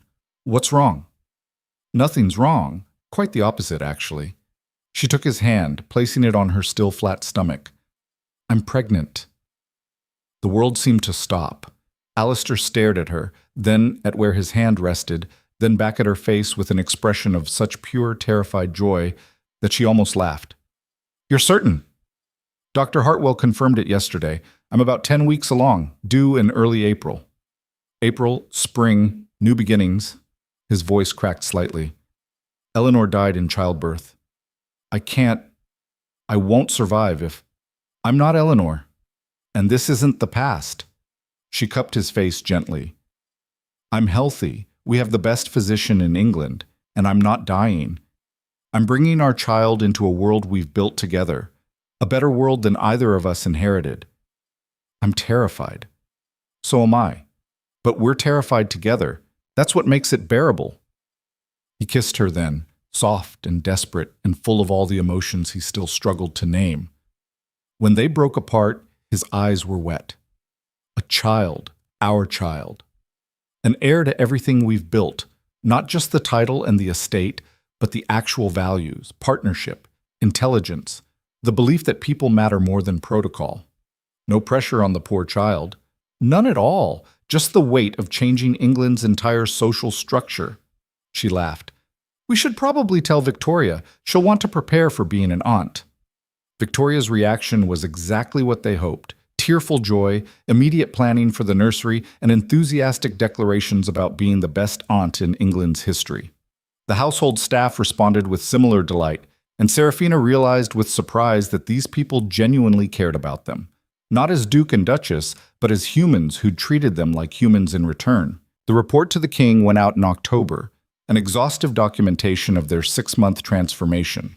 They included not just numbers, but testimonials, workers describing improved conditions, merchants reporting better trade relationships, tenant families detailing how the educational programs had changed their children's prospects. It's comprehensive, Alistair said, reviewing the final version. Almost overwhelmingly so.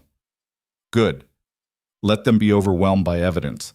Let them try to argue with measurable reality. The response came faster than expected. Not a letter, but a royal visitation, the king and queen themselves traveling to Thornridge Hall to inspect the operation firsthand. They arrived on a crisp November morning with a small retinue, and Serafina felt every ounce of the past year's work crystallize into a single question. Would it be enough? The king and queen spent 3 days at Thornridge Hall, touring every aspect of the operation. They visited the workers' council meetings, observed the education programs, examined the ledgers, and most importantly spoke directly with the people affected by the changes.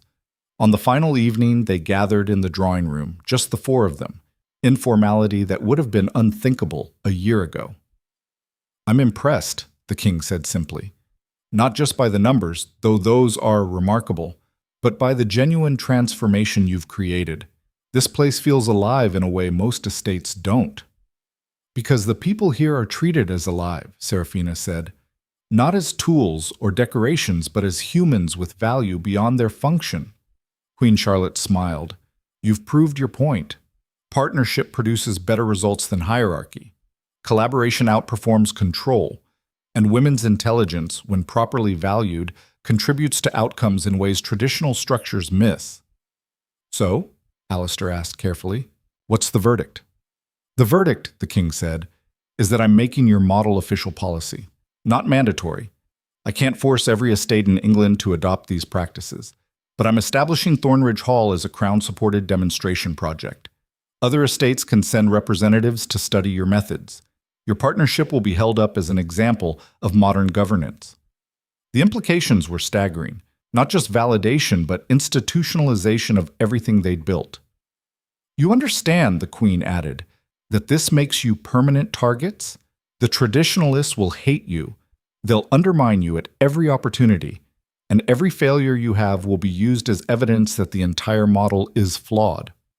We understand, Serafina said. But we'd rather be targets standing for something we believe in than safe participants in a system we know is broken. Spoken like someone who's never lost everything, the king observed. I've lost everything, Alistair said quietly. My first wife, my son, my belief that I could ever trust anyone again. And I survived. We both have. Whatever comes next, we'll survive that too. The king and queen departed the next morning with promises of continued support and warnings about continued danger. As their carriages rolled away, Serafina stood beside Alistair and Victoria, watching them disappear down the tree-lined drive. We did it, Victoria said wonderingly. We actually did it. We did the first part, Serafina corrected.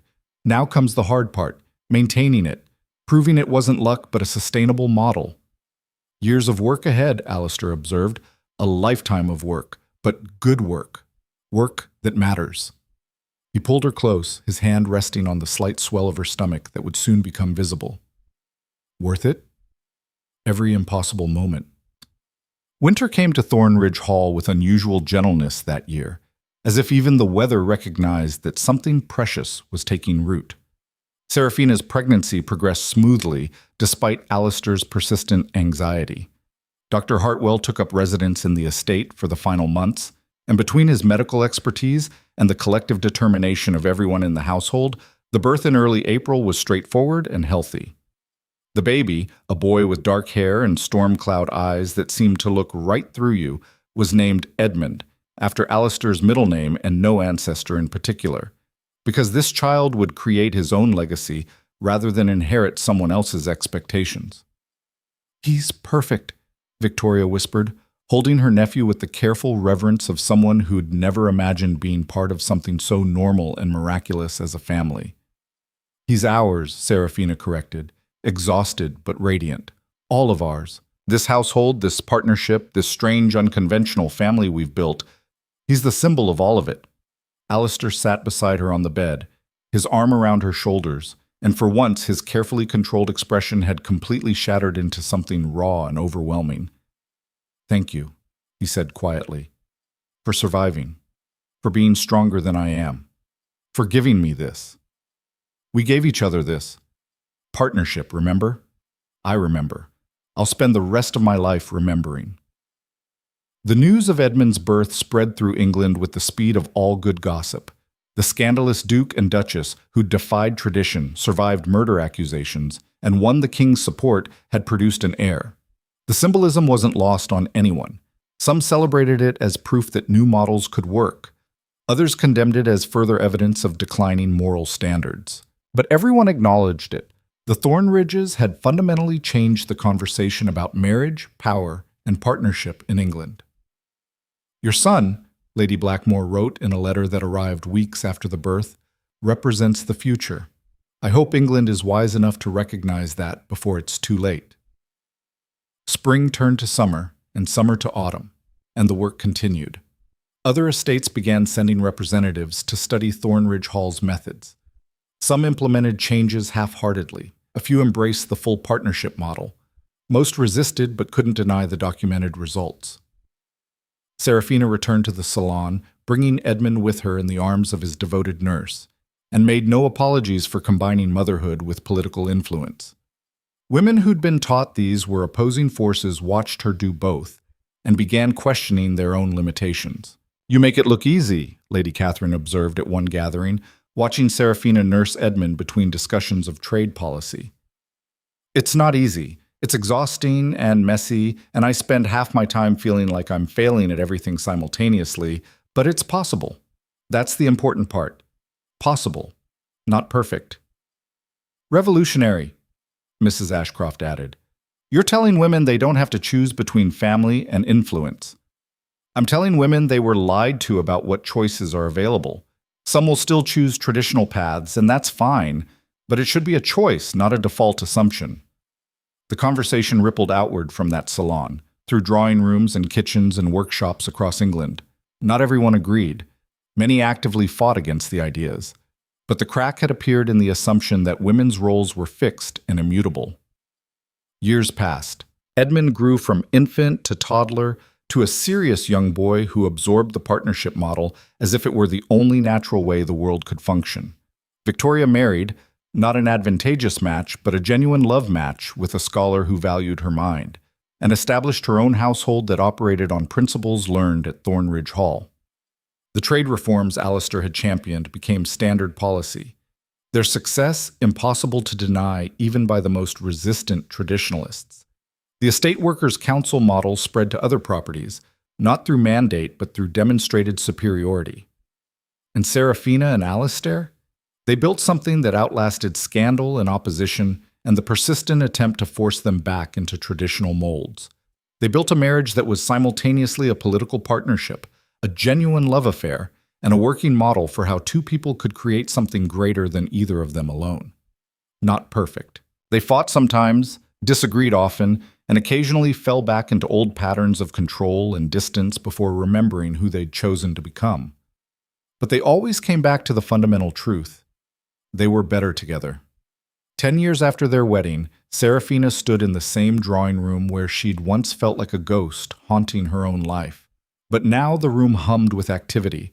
Edmund studying with his tutor, Victoria visiting with her husband and their daughter, Alistair reviewing estate reports while simultaneously answering their son's endless questions about crop rotation. "I was thinking," Alistair said, looking up from his papers, "we should host a gathering. 10-year anniversary of the trade bill's passage. Invite everyone who contributed, the workers, the merchants, the lords who supported us despite the risk." "Political or personal?" Serafina asked. "Both. Like everything else we do. Celebrate the work, but also the people." "I like it. Though Lady Blackmore will insist on organizing the social aspects, and you know she'll turn it into a production." "Let her. She earned it." He set aside his reports and crossed to her, his movement still carrying the precision she'd first found intimidating, but now understood as his way of bringing order to a world that terrified him with its capacity for loss. "We've earned it, all of us."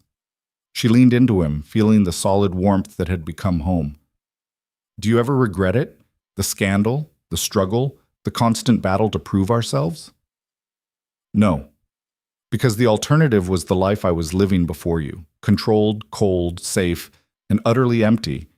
This is messy and difficult and sometimes overwhelming, but it's real. And I'll take real over safe any day." "Good. Because I'm not sure we could go back even if we wanted to. We've burned too many bridges. Then we'll build new ones, better ones. That's what we do." The gathering happened in early autumn, time to catch the estate at its most beautiful. Harvest complete, leaves turning gold, the whole world feeling abundant and generous. 300 people attended, from workers who'd benefited from the reforms to lords who'd supported the legislation to merchants whose businesses had transformed under the new trade policies. The king and queen came, their presence a final seal of approval on everything the Thornridges had built. 10 years, Queen Charlotte said to Serafina during a quiet moment on the terrace while festivities continued inside.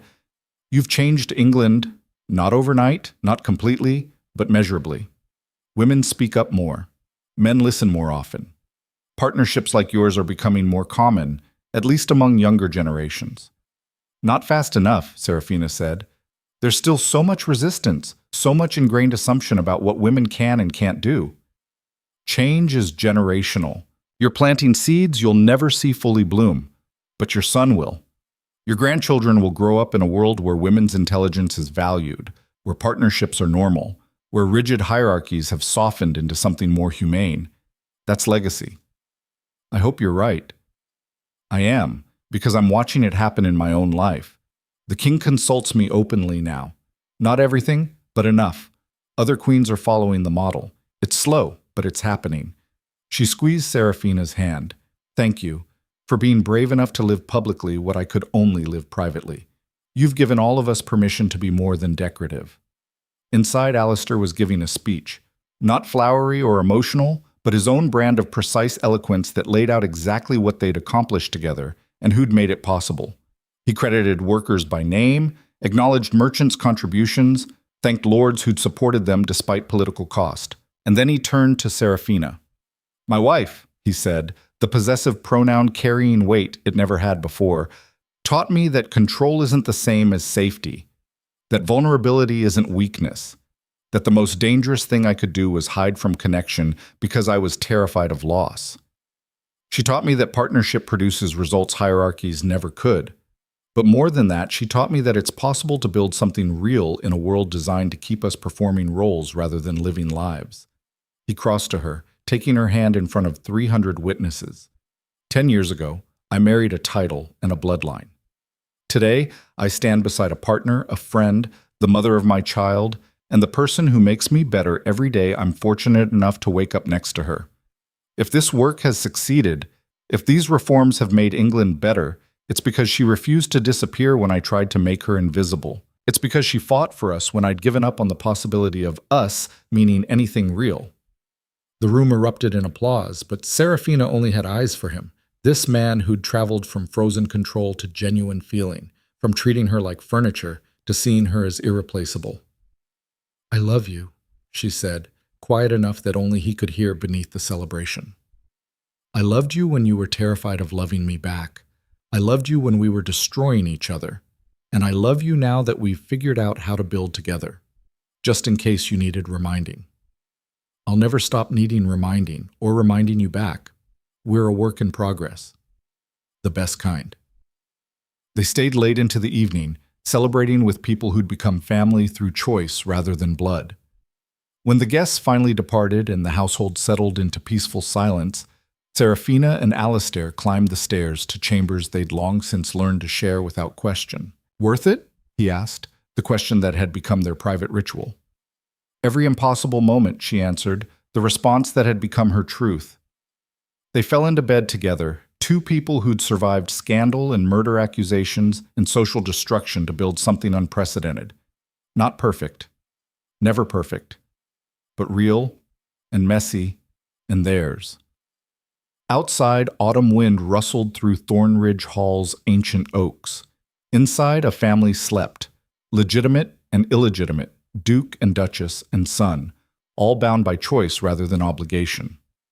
They'd changed England, perhaps, or maybe they'd just changed themselves and trusted that the ripples would reach farther than they could see.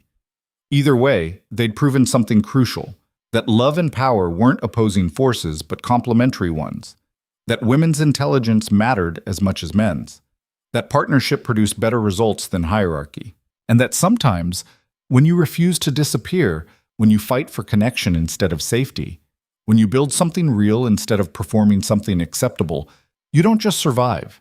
You transform the entire world around you, one impossible choice at a time.